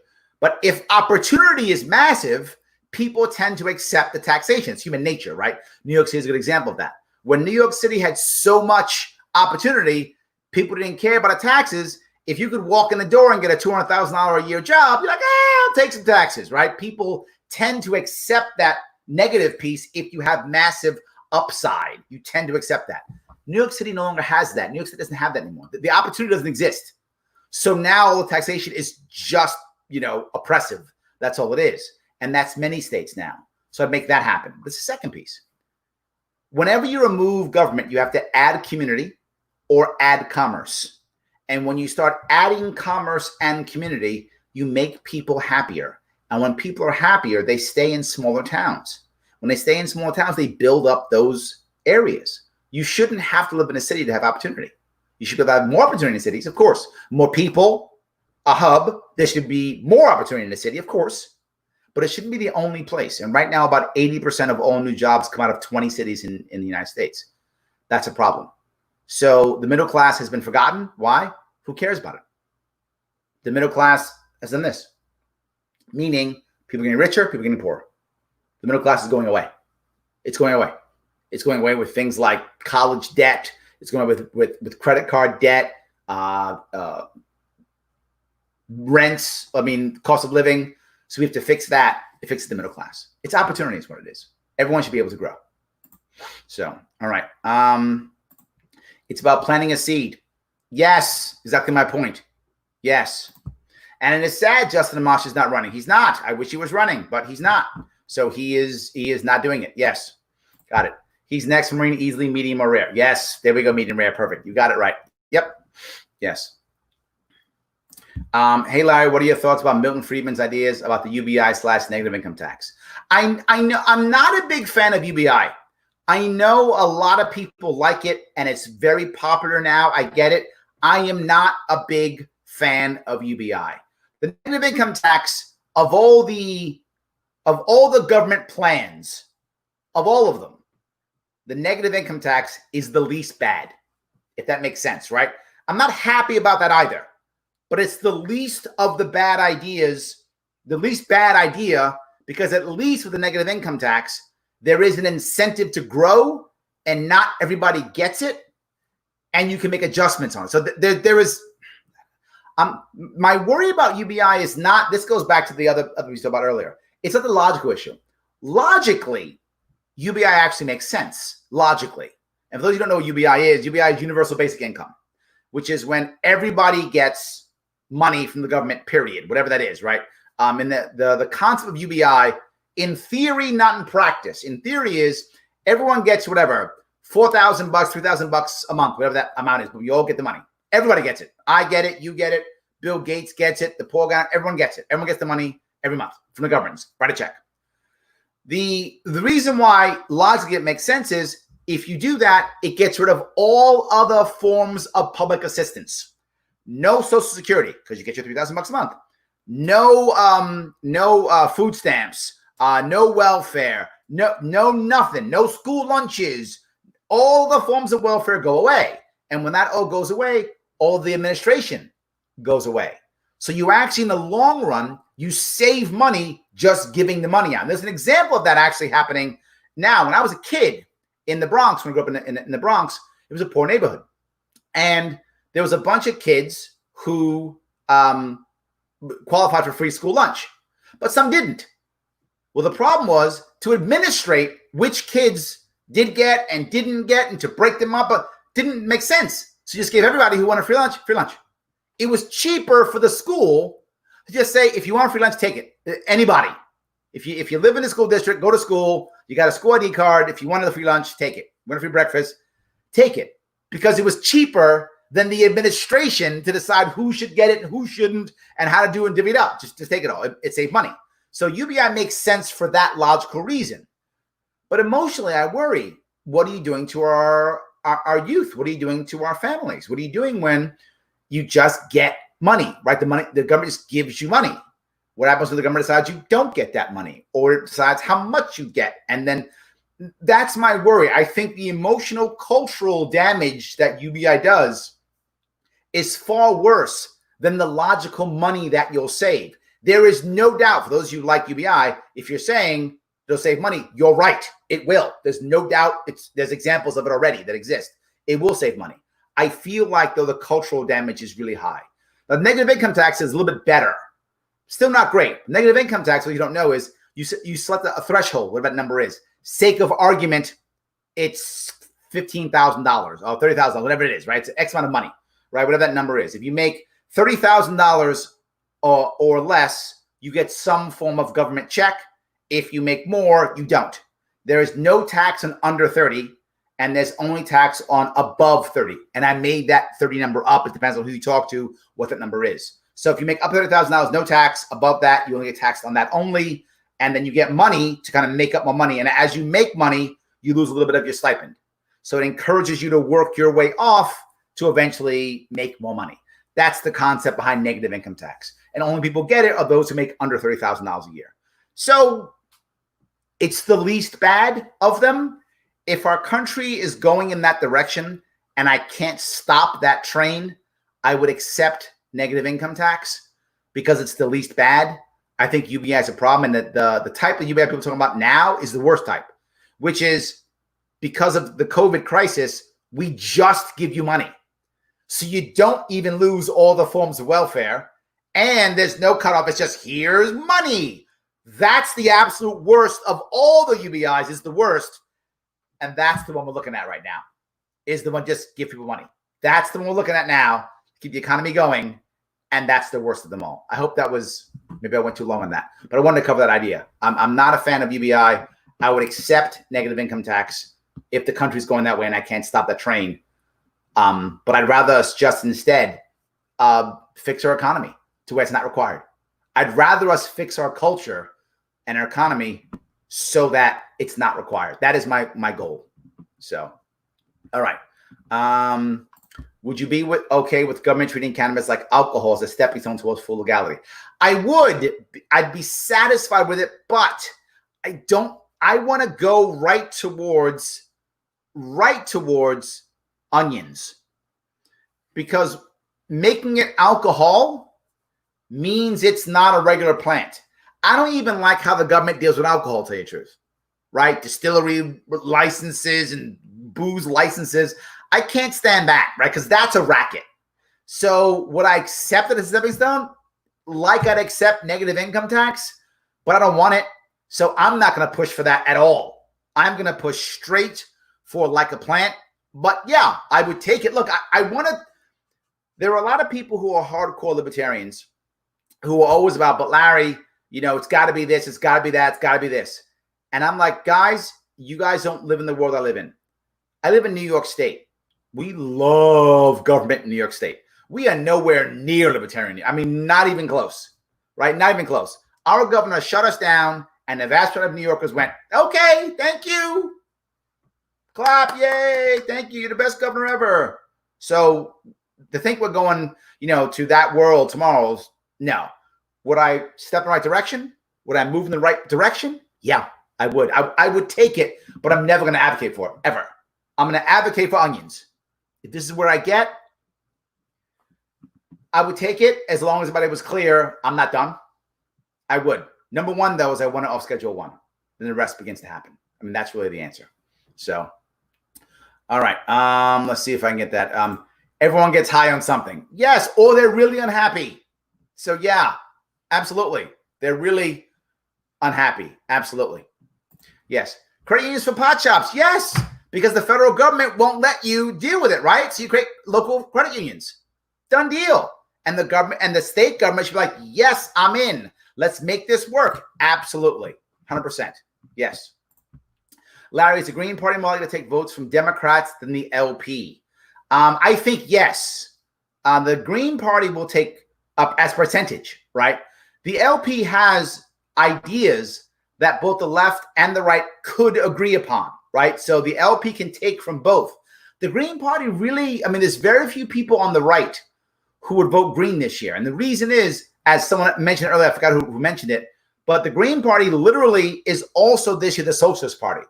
In the past, that hasn't always been true, right? Sometimes the Green Party was just the third party, and they weren't necessarily a Socialist Party. That has happened in the past. Last year with Jill Stein, they were very socialist, but they weren't. I don't think they were officially socialist last time. This time, they're officially socialist. That's the Socialist Party of America has endorsed Howie Hawkins, the Green Party candidate. So I think this year, the odds of the Green Party getting Republican votes, I think, are very slim. There are very few Republicans who support socialism. I'm sure there's some here or there because they just are people like that. But I think it's very few. They will take more from the Democratic Party, I think, than anything. They may even take some from the Libertarian Party, in theory. Depends upon how left some of the Libertarians are. Depends. So, but I think the Libertarian Party will take from both. The Green Party will really take only from Democrats. But something else, the Green Party has another advantage, is it will also pull people who haven't voted before, right? There is a group of youngsters who haven't voted, and they believe that socialism is their answer, right? I don't get angry when I say it. I'm going to have on my shirt here, right? We'll pull this off here. I have Washington and Gandhi and MLK on, right? And it says illegal isn't always wrong, right? These people are all criminals, yet they weren't wrong. Well, Gandhi, many people know, was a socialist, right? And people go, oh, how can you like Gandhi if you're a socialist? Well, because what did Gandhi see? He saw the oppression of the British Empire, and the other thing he saw was socialism. Well, that's all he saw was those two. Well, he said, well, wait a minute. Okay, all the capitalist countries, the ones that aren't socialist, are backing the British Empire. That's backing the boot on my neck. So you know what? I guess I'm socialist then. And he believed it. He was fine. Doesn't make him a bad guy. It's what he saw. A lot of the youth are thinking the same thing. They're thinking this old way of doing things isn't working. Who's yelling at me saying they care about me? Socialists are. Oh, okay. I guess I'm socialist. Do you think the average Indian knew what socialism was? Probably not. They just knew it wasn't British. You think the average youngster knows what socialism is? No, they just know it's not the system. So I think that's one of the reasons why the Green Party will get some youth, people who believe that socialism is their answer. And I think they will fool them, and some of them will actually go that route. I think they will. So let me grab a couple more if I could. All right. Hope I answered your question, by the way. All right. Yes, everybody's job is essential to somebody. Thank you so much. Hi from North Carolina. I appreciate that. Yes. All righty. And grab a couple more of these if I can. This pandemic should be a time for us to take the changes that should have happened before it, related to regulations, to business education, etc. Yes, but there's a problem why it won't, Melissa. What most people don't get, and one of the reasons why I was behind Judge Jim Gray so much, is because what Americans want right now, and the polls have shown this, is a return to normalcy. When this stuff happens, the average American doesn't want more change. Libertarians always want more change because we're unhappy with what's going on. But a lot of the average Americans are just like, can we just go back to like when I got up and went to work and, you know, I could go have a burger when I wanted to have a burger? Can we just do that? That's kind of how the average American is. So if we make the changes and it shows we're going to go back to normal or some form of normalcy, or to Rhonda's point, how can we fix the middle class? Yes. But if we say it as being radical, I think a lot of Americans will fight back. My worry is the average American just wants to go back to something that's normal. I think they want to go back to that desperately. I think whoever promises that the best, I think has a better shot of making real change in policy. But I could be wrong. That's what my gut tells me. So, all right. They try to impeach POTUS. Why have we not impeached Cuomo? Yeah, very, very simple. Cuomo runs everything in our state. The Democrats ran the House so they could impeach him, right? Because he's Republican. New York State, Democrats, not even Democrats. Cuomo runs everything. Courts, both houses, executive branch. Who's going to impeach him? He runs everything. I call him the king, not because I'm just teasing him, because he is. He is King Andrew Cuomo II. All praise be unto him. Yes, in case he's listening. So maybe he'll let me go out and go to work maybe. I don't know. I'm hoping so. Yes. You are not convincing me. You lost me. Hello, Trump. Look, if you want to vote Trump, Ronna, I get it. You know, a lot of people are going to vote Trump. I mean, tens of millions are. Tens of millions are going to vote Biden. If you are in a state where it is, you know, like New York State as an example. New York State's going Biden. If you live in New York State, voting for Biden and Trump is literally a wasted vote. They always say, where wasted vote? Wasted vote. If you live in Oklahoma, it's going Trump. South Carolina, going Trump. It doesn't matter where you vote. Your votes you're throwing in the garbage. Vote Libertarian. Vote third party. Tell them that they can't just accept your vote. Let them know, right? If you just go back to, and again, I don't know what state you live in, Rhonda. I can't see from where you live from your profile. But if you live in a state where it's gonna go red or blue, why would you vote red or blue? You're just reinforcing the badness, right? I don't want you, Rhonda, please do what you want. Please stay with us, whether you vote Trump or not. Please stay here. I don't want you to leave. Please stay. But either way, whatever you decide, I don't want you, my opinion, and take that for whatever you want to take it for. I don't want you to vote Trump because, damn it, there's nothing else. I want you to vote Trump if you think that Trump is the best person to vote for. If you think someone else is better, you should vote for that person, whoever that person is. I hope that person's Joe Jorgensen.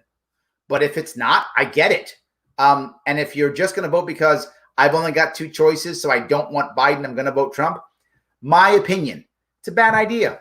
It reinforces them not caring about you. It reinforces, look, if you want to go back for the past, I don't know, 40 years, give or take, that I can really remember, consciously kind of remember what's happening in the world, has it gotten better for the middle class? It hasn't.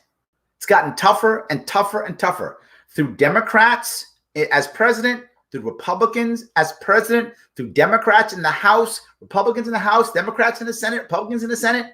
All of that in the past 40 years has happened. We've seen all that. I don't know how old you are, Rhonda, but if you're as old as I am, then you've seen that.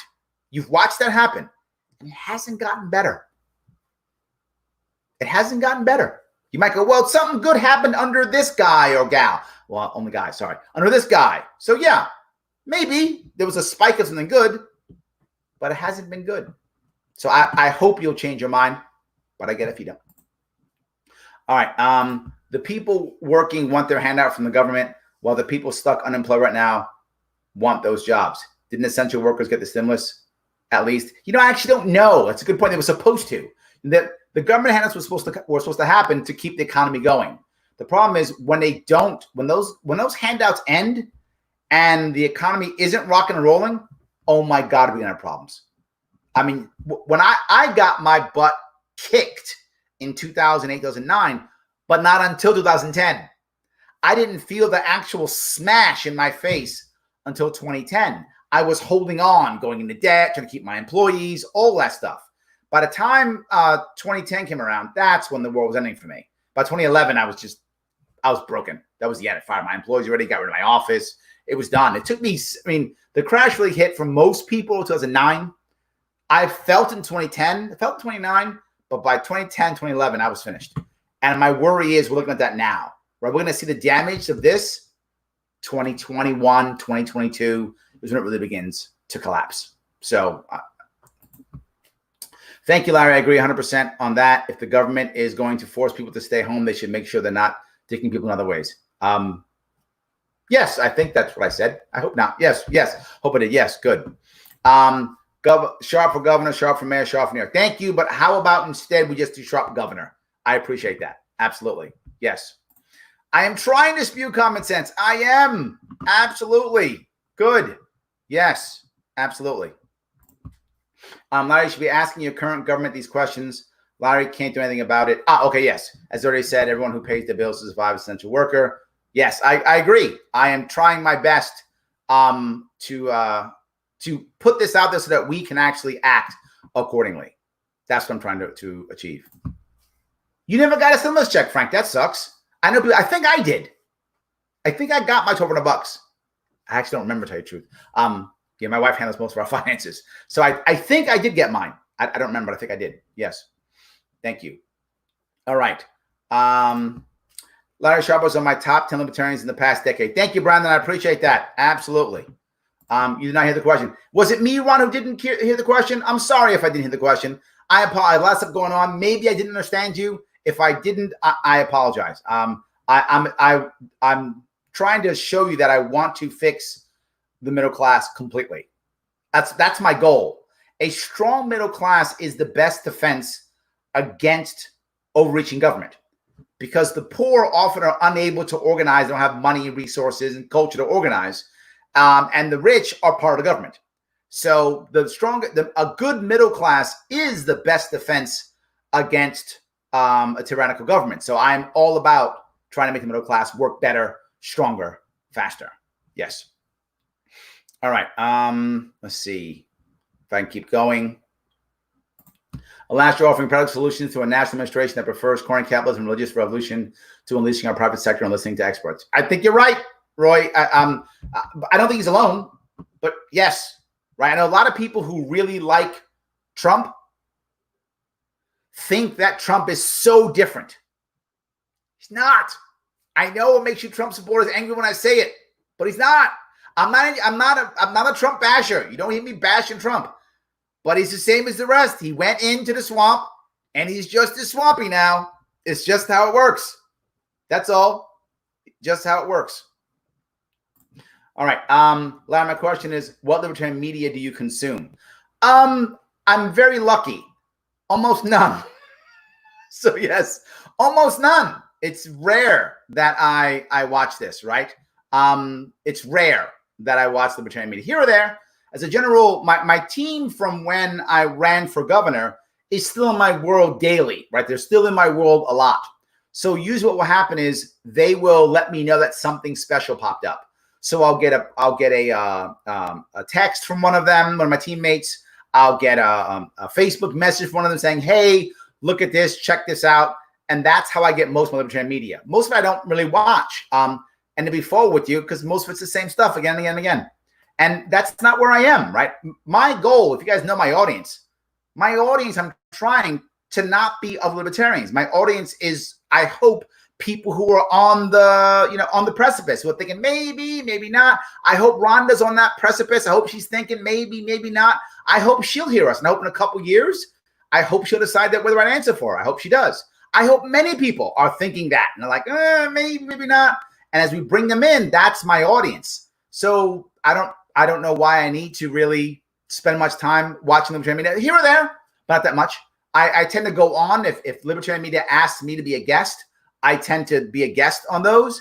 Even those I only listen to if someone says, hey, a cool guest has come on. Like someone told me that Schiff was on Joe Rogan. I'll watch that one because someone told me that. So usually I get pinged, and those are the ones I watch when someone pings me and says something. So libertarian media is wonderful. If you notice, my show doesn't go, it's not the liberty something. I don't do that. It's Sharpe Way. I don't want people to be turned off because it's libertarian or liberty. It's not what I'm trying to achieve. I'm trying to bring in people. I'm trying to be the recruiter. That's my goal. So I hope I answer your question. Yes. First time saying this, Larry, you're wrong. There are those of us who are listening and do care. I'm glad, Brian. God, I hope I'm wrong. You have no idea. I hope I'm wrong. I hope I'm totally wrong. And I hope that 3 months from now, 4 months from now, you do a big I told you so. I will happily take that I told you so. I give you my opinion, what I see around me. And of course, to be fair, guys, I'm biased too. I live in New York City. Most of my friends are liberal. Most of my friends, Democrats. That's who I see a lot of. So I am biased from what I see in my world. I could be wrong. I hope I am, Brian. I hope I am. And I've been wrong before, and you will never hear me go, I wasn't wrong. I'll say, yeah, I was wrong. And I would adjust or shift or change. I hope you are. I hope I am wrong. Sorry. Yes. Yes. How do you respond to the fatal wasted vote rebuttal? I was just teasing other people on that, right? Look, the reality of it is, if you just keep voting the same way, you are encouraging the same behavior. It's just that simple. At what point do you change, right? Every election is the most important election of our lifetime. Everyone is. So at what point do you begin the process of changing, right? Anything that you've done, Myron, or anybody else, when you made a change in your life to make things better for yourself, whatever that is, it was hard at first. And there was disruption, right? When you decided to change your job or go back to school or move or start a new relationship or whatever it was, that new thing you thought was going to help you be better or make a better change in your life. It was tough. And it was never the right time. Is it ever the right time to pack up and move or leave or change or, quit your job or whatever's the thing? No, but at one point you got to do it. And it sucks at first. And then it gets better. When are we going to do it? When? Next week? Next month? Next year? 10 years from now? The longer we wait, the longer we do the same trash. I've been voting third party for decades. I've been voting libertarian since 2012. And I keep voting libertarian. And does it get better? I don't know. Are more people hearing me? Yes. That I know is true. More people are hearing me. Are we getting lots of votes? We are. We got, 4.5 million votes last 2016? It's a lot of votes. We had 100 or so victories in New York State. There's change. Is it massive? No. But there's an old saying in business. It took her 10 years to become an overnight success. What does that mean? It takes time before it looks like it was an overnight success. It takes work. So my answer about wasted vote is twofold. One, if you live in a state that is already going to go red or blue, New York is going blue, Oklahoma's going red, that's the wasted vote, is voting red or blue. So vote gold. You can vote green too, but don't vote green. Vote gold. Vote gold. And you can vote third party and make that work. So I hope that answered your question. Yes. Why isn't there more libertarians? It's a system. It's really a system. It really is. The system is about two parties. And because of that, it's hard for the third parties to move in. And because of that, we have a lack of talent, right? We have talent in the Libertarian Party, but not enough of it. None of it. Libertarians, we're a small party. We just don't have the bodies. We need more bodies, more people. We start doing that, there'd be more libertarians. But they're growing. They're growing all over the place. Yes. I lean into emotion. That's how we move people. 100%. All into it. Absolutely. Yes. All right. If I hear Joe Jorgensen is really a great candidate, but I'm voting for Y blank to keep blank from winning, my head will explode. Well, I fear, Lisa, your head is going to explode because that happens all the time. All the time. I keep hearing it. We have to keep pushing through. We have to keep pushing through. Yes. Drugs killed my daughter, 23 years old, and the most beautiful soul you could ever meet. But we need to distinguish between those who sell drugs and those who use drugs. Also true, right? Also true. The question is, who actually got your daughter onto the drugs? Was it her looking for a solution? Was it a doctor giving her opioids? Was it a mistake that somebody made? Right, Kelly, I don't know your daughter's situation. In the case of my mother's situation, she began using legal drugs just as a way of two things, to tell you the truth. It's kind of funny. Losing weight and staying awake at work. That's how she began. That was legal drugs. That then went to illegal drugs. And then that went to jail and everything else you can imagine. I'm lucky in that my mom did not die of an overdose. She didn't die in the drug trade. And that when she got out, I was able to help her out. So that's a good thing. But I don't know your daughter's specific story. And I think we have to ask that question, right? How do you hold someone accountable in an environment where drugs are illegal? What if the drugs were legal? Well, you can't hold someone accountable. The store that sold them, the manufacturer who did it, all those things, right? If I'm some drug dealer on the street, you can't hold me accountable unless you catch me somehow. But how can you catch me when everyone who works with me is scared of the cops and is going to tell on me? But if I'm a local drugstore and I'm selling some drug, whatever that drug is, there I am. Go get them. Absolutely. I'm sorry for your loss. Who would win, a horse-sized duck or 10 duck-sized horses? I don't know. Good question. All right. See if I can keep going here. Any guess on what Justin Amash might do after he finishes his term in Congress? He says he isn't running for re-election. I'm hoping that he will stay in the party. I hope he will. I hope he'll stay in the party. I know he's supported Joe Jorgensen, which is great. I hope he'll stay in the party. I hope he runs again. I'd like him to stay. Absolutely. I hope he would stay.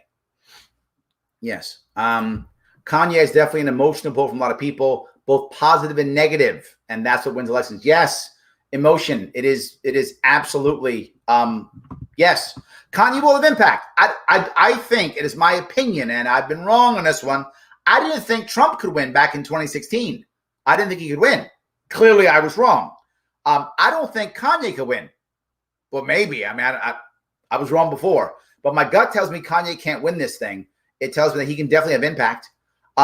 He could get Republicans because he's definitely more Republican in that regard, right? He can get Republicans who don't like Trump, but he can also get Democrats who don't like Biden. So he could get both. I mean, there's possibly he can get youth, right? So I don't know. I think he could absolutely have an impact. And yes, he's a nutcase, Ryan. That's true. And he could also have make impact. Both of those two. Yes. So please speak on how we can all help in getting the LP over the vote threshold. I assume you mean in New York State, I think. We need to get about 160,000 votes or so in New York State this year, which is why in September and October, you will see me crossing the state. I'll be campaigning. September and October of this year, I'll be crossing New York State to try to make that happen, Brandon. The more people I can get out there excited, the more press I can get, the better off we can make this happen. Yes. Yes, Ryan, it's letting you win. Yeah, you win. Fine. Got to rub it in, didn't you? Okay. So, yes. Yes. Larry, you are much more trusting soul than many of us. That's also true, Melissa. I agree. And the reason why I am is I think I have to be. If I'm not that trusting of people in general, if I'm not, then I'm saying that I believe that government has a right to impose its will. And I don't believe that. I don't believe that experts have a right to impose their will. I think experts have a natural right to say their opinion, and hopefully you trust their expertise and do as they say. I hope you do. I think most people do. Most people do. Not all, but most people trust their doctor. Most people trust their lawyer. Most do. And sometimes doctors are wrong. And sometimes lawyers are wrong. But usually they're right because they're experts. And experts are usually right. Not always, but they're usually right. That's why they're experts. So I think most people will do it. I think I kind of have to. Guilty as charged, Melissa. Yes. I throw myself at the mercy of the court. I agree. Yes. Libertarians just shape the argument to sway voters to blame the duopoly, not just one side. Yes, I think that's true, or just to look and not care about it and say duopoly is part of the problem. Yeah, I would buy that. Absolutely. Yes.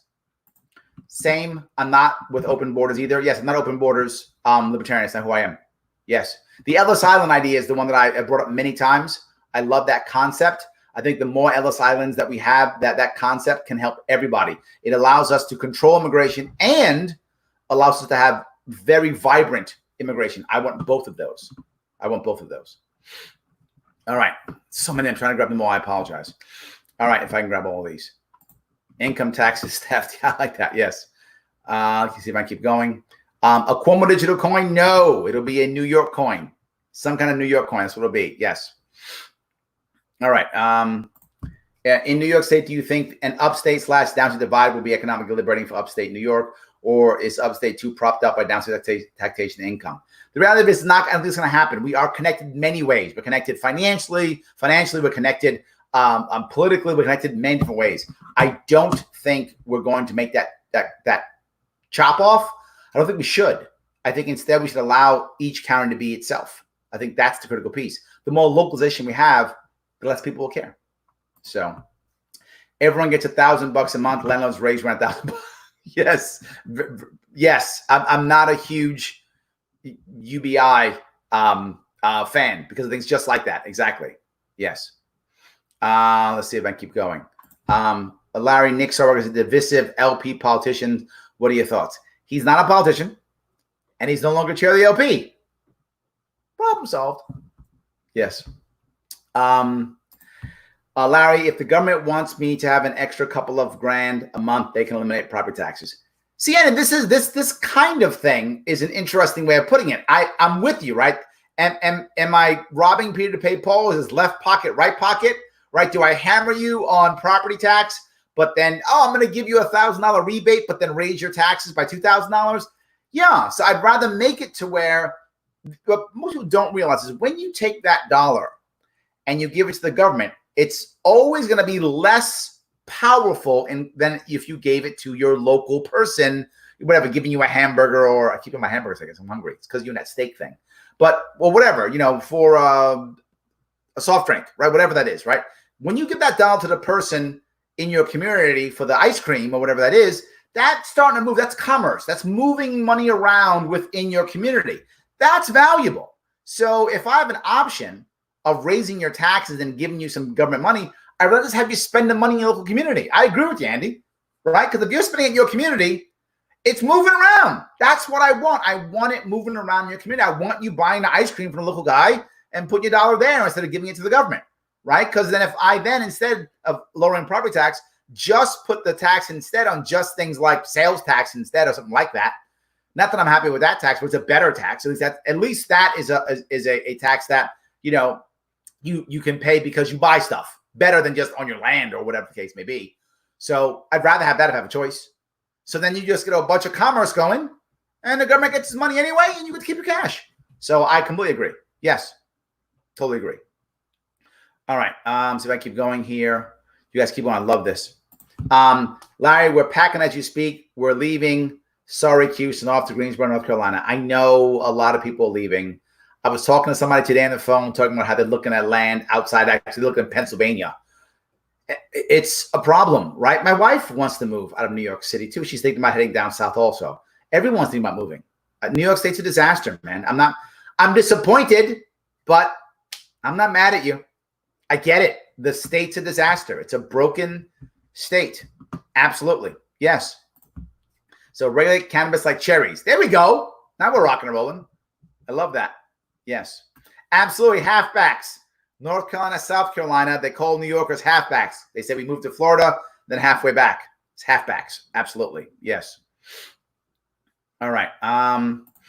Democrats went 100% socialism as well. They actually didn't. If you look at Biden, Biden's been backing off from that, right? He's pulling back. He's like, oh, yeah, but no. Biden is doing something that's very difficult for him, would be difficult for him if it wasn't for the massive anti-Trump hatred, right? Right now, Democrats really hate Trump. So because of that, Biden can be kind of Biden because Democrats hate Trump.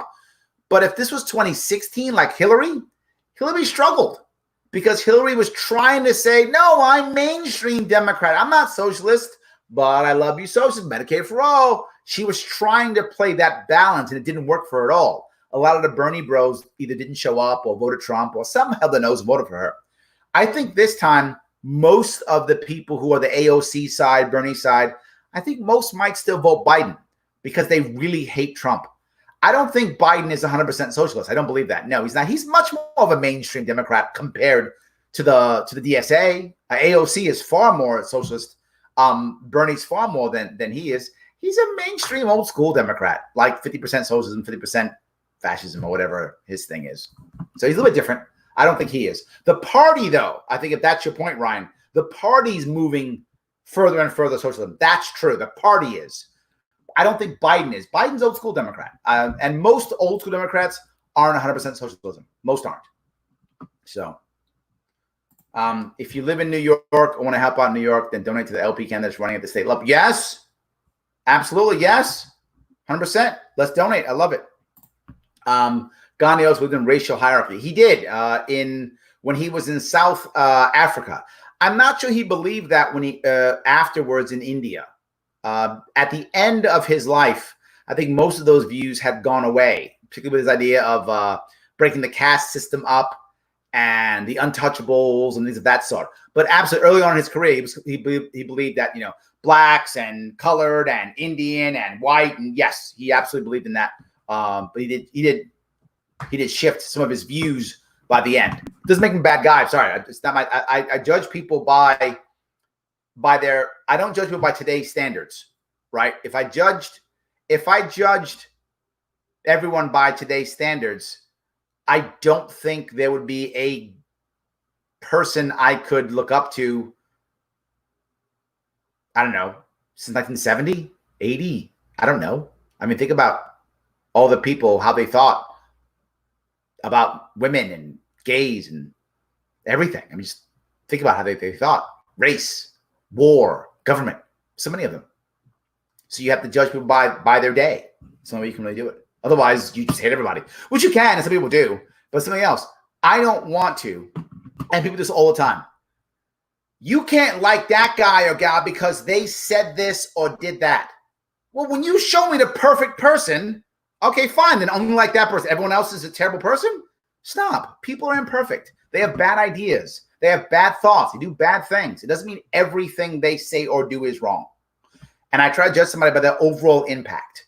I'm sure that any person that you might look up to or think is good or whatever did terrible things. I mean, I have George Washington on my shirt. George Washington was a slave owner. Terrible. Slave owner. Terrible. And was one of the first people ever to just step down from power, setting the precedent for the rest of the transitions of presidents for the next 200 some odd years. In a world where there were still kings and queens everywhere, and usually transition of power meant war or battle or fighting or something horrible. So yeah, I got to judge him by that too. So I do. Some of you be angry at me for whatever. Yep. Yeah. Roy, Gandhi would have joined the Libertarians and Democrats in fighting Trump's family and friends. Yes. He would have probably fought crony capitalists. I think that's true. He probably would have. Yes. I think he would have. Yeah, absolutely. Do you think Democrats leaned socialist due to backbone or trying to soak Bernie supporters? I'm not sure. I don't know. If cryptocurrency gets implemented, it will be help to wipe off debt, but at the same time will help out those who are in welfare. Yes, I mean that's my issue, right? I think that one of the ways we're going to solve our debt crisis is going to be through some form of of cryptocurrency. I can't. I mean, maybe there's another way. And again, I hope I'm wrong. I hope there's another way that we can do this. But I can't see another way. At one point, you get so deep in debt, the standard way, you simply can't fix it. It's just not going to work. It's not going to work. Larry FY, it's not Illinois, it's Illinois. Didn't I say Illinois? Did I say Illinois? I hope I didn't say Illinois. I know. Or was I saying Illinois is? I think I said Illinois is in a worse spot. Illinois is in the worst spot. I think that's what I said. I know it's not Illinois. It's Illinois. I'm 100% sure of that. I might have made an error in what I said, but I think I was saying Illinois. Illinois is in a worse spot. And I think it sounded like I said Illinois. But whichever, I'm aware it's Illinois. Thank you. Yes. Yeah, people are a little scared of change. Usually it's true when they are being changed. It's usually true. Absolutely. Yes. So Kanye is the one selling himself short. I like that. I love that. Many LP are voting Trump. I'm seeing that, Michelle, and I'm disappointed. But I see that. A lot of people I know are telling me they're getting behind Trump because they're so afraid of socialism. That a lot of people in the Libertarian Party are so afraid of socialism. They're falling into that mindset of, I got to stop Biden. I got to vote Trump. And I think it's a mistake. And I hope by the time election day comes that a lot of those people will shift and vote third party, particularly if you live in Michigan or Florida. I get it. You're a swing state. You're scared. I still disagree, but I get it, right? I mean, I get it. Even though I disagree, I understand. But you live in New York. You live in South Carolina. Why in the world would you vote for Trump or Biden? It's a done deal. There aren't 2 million people watching my show every week for me to convince to change the state to gold. I wish that were true. God, I wish that were true. It's not, right? I get 10,000 people so watching my show across the country. That's not the flip of state. I wish it was. It's not. So, all right. Why would you vote for Trump or Biden if you live in a non-swing state? I don't get it, Michelle. I hope they change their mind, and I hope they vote gold. Because what it actually does is if there's a bigger chunk of gold in your state, the people who lost will then look at that and go, wait a minute. All right, they got X percent. What can I do to get that percent? Which means they'll be more liberty-minded. You will have better of whatever. In New York State, the Republicans always lose in statewide elections. So you'll have better Republicans in New York State. You'll have better Democrats in South Carolina. And the people who won, if they see someone's creeping up, will go, okay, whoa, I don't like that. In New York State, you'll have better Democrats in New York State, better Republicans in South Carolina. You'll have better candidates if a third party does a lot of damage. So I hope they don't. But Michelle, I've seen it. They've been telling me. I get the notes. I know what you're saying, and I do see it. A lot of libertarians are scared of socialism so much that they're looking to Trump. Please don't do that. Vote Joe. But I get it. I'm not mad at this. I get what's happening. I hope you guys don't do that. Right? New LP motto. Who's the government to say you can't go have a burger? Yeah, I'm in. That's the new one. I love that. I love that. I love it so much. Very good. Yes. All right. Where did Jacob Holmberger go? There's a sad thing, and this is what I was talking about, why I'm doing what I'm doing now. I was here in 2016. I remember 2012, but not that much. I was brand new to the party then. Most of the time when people run, the saddest thing we've had, and it's changed a little bit recently, people run, they lose, and they go away, and we don't see them.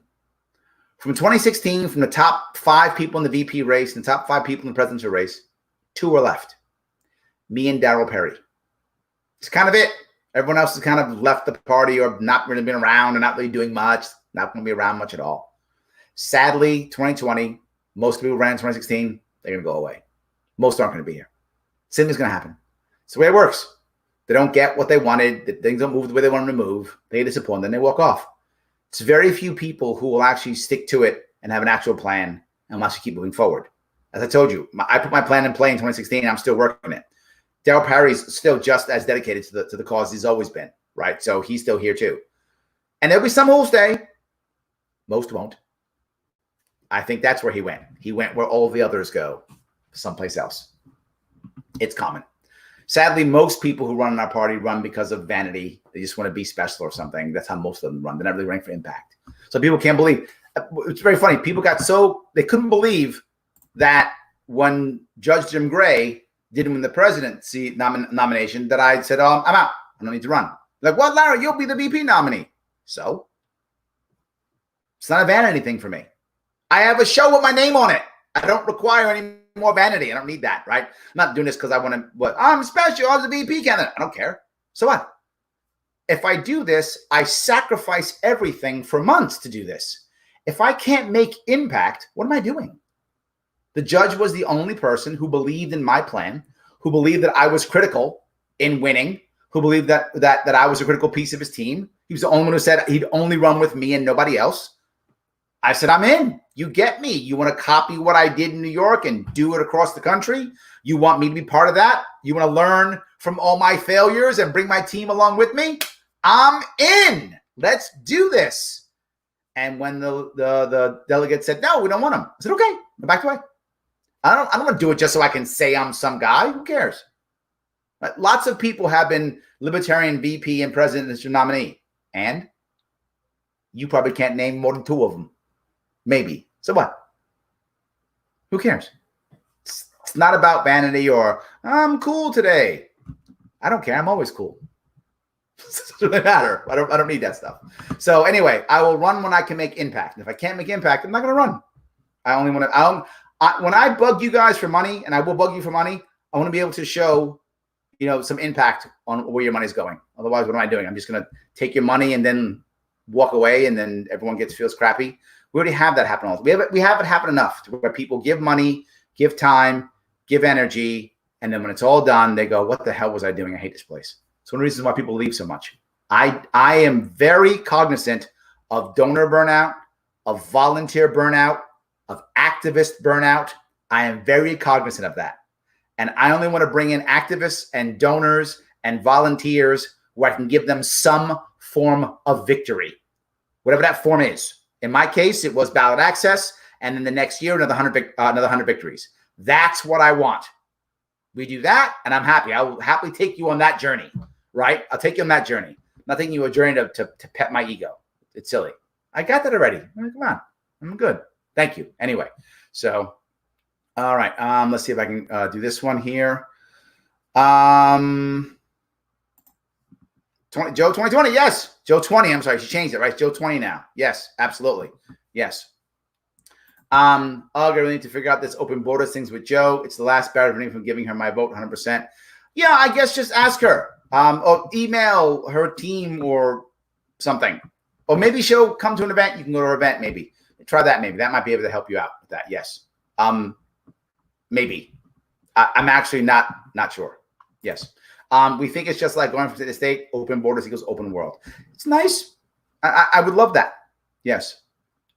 I haven't heard her policy, so I don't know what that is. So that's what I'm saying. I don't know. I think you should ask her. Maybe that must be it. She hasn't completed her game plan on that. I hope, like you do, she follows what laid it above or something similar. Yeah, I'm not sure. I know you guys want me to give you answers for Joe campaign. I know you want to. I don't have them. I'm not on her team, so I don't have the answers. I'm sorry. I don't have those answers. Yes. All right.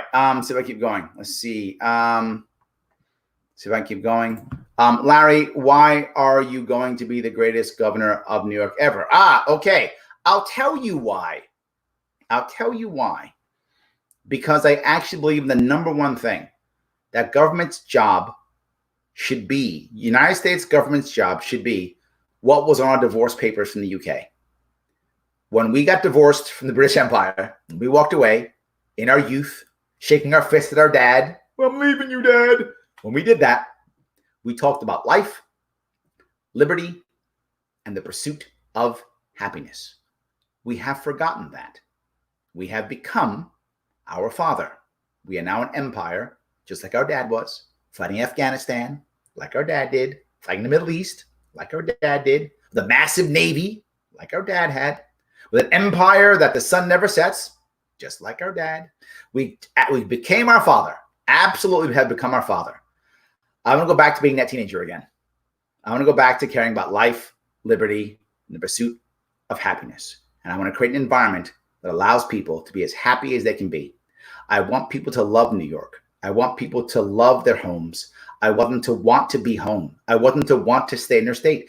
I want them to be proud of their state. And I want their entire family to live together because they want to. I only want children packing up and leaving for only one reason, that there's something special they want to do with their life that has to go to this other area to do this special thing. That's why I want them to leave. Otherwise, I want them to stay home. I don't want them to be like, Dad, there's no opportunity here. I have to leave. I don't want grandparents to go, I can't afford to live here, so I'm going down south. That's how New York is right now. Breaking up families, breaking up livelihoods, breaking everything up. I want our kids to only leave when there is a special opportunity that doesn't exist in that town. That's it. Otherwise, I'm going to stay because they love it, because they think it's great, because it's opportunity, because they're happy to be there, because they love their state and their town. That's what I want. That's why I'll be the greatest governor. Because when I move towards that and other people see that, happy people makes a good state. I judge New York State. I told you this when I was running. I will judge the success of my first term of governor by only one metric. Only one. One metric. Only one metric. Only one. Are the same number of people leaving my state every year. That's it. That's how I judge my state. Are people still fleeing as fast as they are now? If they are, I'm a crappy governor and I shouldn't run for re-election. That's simple. If they're not, I'm winning. Now let's get to where people are rushing into my state, where the state is so awesome and so good and so full of opportunity that people rush to New York State. If I get that after 8 years, then I am the greatest governor of New York ever. If that happens, that's my only metric. Everything else I do is for that. Remember, I'm a business guy. What do I care about? Customers. That's what I care about, my customers. If I got happy customers, I'm winning. I got pissed off customers, I'm losing. I got more people coming to my business, I'm winning. They run away from my business, I'm losing. That's how I judge it, Ryan. That's how. If people are rushing to New York after I'm in for 8 years and they're rushing into my state, I'm winning. That's how I'll be the greatest governor. They're not. Then I failed. Then I failed. Hope that was clear. Good. All right. All right. I was watching the Hunchback of Notre Dame and all back, and for some reason, Cuomo's reminded me of Judge Claude Frollo. I don't remember that. I'm gonna have to watch. Look what you did, Andrew. Now I gotta go watch a movie now. Thanks. Yes, I'll check it out. I don't remember that. I would rather vote for who I believe in and have a clear conscience than just voting for the lesser of two evils. Yeah, I'm with you, Paul. I wish more people thought that way. I really hope that's true. New York might as well go gold. I hope it does. And I'm going to go out there in September, October. I'm going to be banging down doors trying to get people to actually do that. 100%. Yes. How would you convince someone who is considering to vote third party this year to vote for Jorgensen over Hawkins? It's a great question. If they're just looking for a protest vote, if that's it, they're like, I'm mad, and that's it, I can see how they couldn't see a difference. I really could. The difference is if you're looking for actual impact, the Libertarian Party is the only party that's going to be able to get off of these states, on the ballot off of these states, and did last time. The Green Party couldn't last time and won't this time either.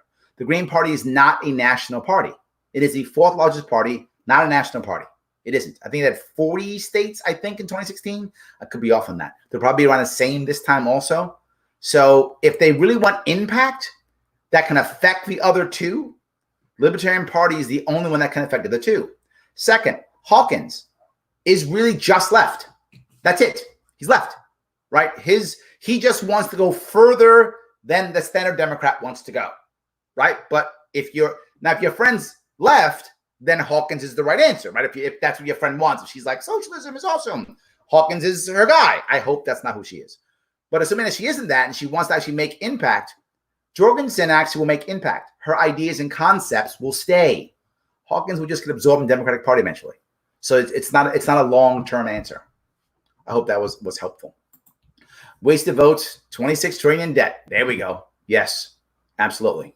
Are there any libertarian PACs? There are some. They're just a whole lot smaller, but there are some. Purple PAC is one of them. Jesus, this is another one. I forgot it, but that's one I remember off the top of my head. I think Matt Kibbe runs that one. So yeah. Lots of people think that libertarians want to abolish all government. I had to correct somebody on that other day. Well, some libertarians do, Paul. I mean, to be clear, there are some libertarians who want all government gone tomorrow. Some do. So that is a part of our party. I don't want to say it isn't, but I think the average libertarian does not want that. The average libertarian wants to move towards smaller and smaller and smaller government and more freedom and more community and more commerce. That's what the average libertarian does. But the problem is if you say it's not true, they'll find somebody who wants to abolish all government. And they exist. One of our presidential candidates, Adam Kokesh, wants to abolish the federal government. Right? He wants local governments to exist, states to exist, but he doesn't want the federal government to exist anymore. So there are libertarians who want to get rid of all government. They exist, but most don't. That is not obviously. If Kokesh had won the election, right, that would show that's true. Look at someone like Jorgensen, who won. She doesn't want to abolish all government. That's not where she is. So I think most libertarians don't want that, but there are some who do. So, all right. So I got a couple more here. In every other state, I could afford my own home with my wages. In Cali, I came for my own apartment. Dustin, the exact same thing with New York State. 100%. Yes. Yes. 100%. Californians are also fleeing. Most move to Nevada and Texas. For us, they go North Carolina, South Carolina, Florida. Those are the three they go to from New York State. Some Tennessee. You find that happening too? Also Tennessee? Yes. Are you coming to Orlando? Yes, of course. I will be coming out there also. Yes, absolutely. I will be coming out there also. 100%. All right. All right, guys. I did this 2 hours. I appreciate it. Thank you so much for watching. As always, please do me a favor. I know I bug you every single time, so I'm bugging you again. Head on over, like, comment, and share. Please follow me on Twitter. It does matter. Go there. Follow me on Twitter. It does matter. Like me on Facebook. You're done watching now, so go over right now to all three. Go to YouTube, hit subscribe. Go to Facebook, hit like. Go to Twitter, hit follow. It matters. Sharpe Way. Each one, Sharpe Way. And if you like what I'm doing, then throw me a couple bucks. Patreon.com/Sharpe Way. All right, guys. Thank you so much for tonight. I will see you guys tomorrow. Tomorrow I have, by the way, tomorrow I will have a Democrat senatorial candidate from West Virginia. Then I will have a president candidate. And then I will have a guy talking about healthcare, private market healthcare this week. A good week, interesting guest. Should be exciting. I'll see you all tomorrow.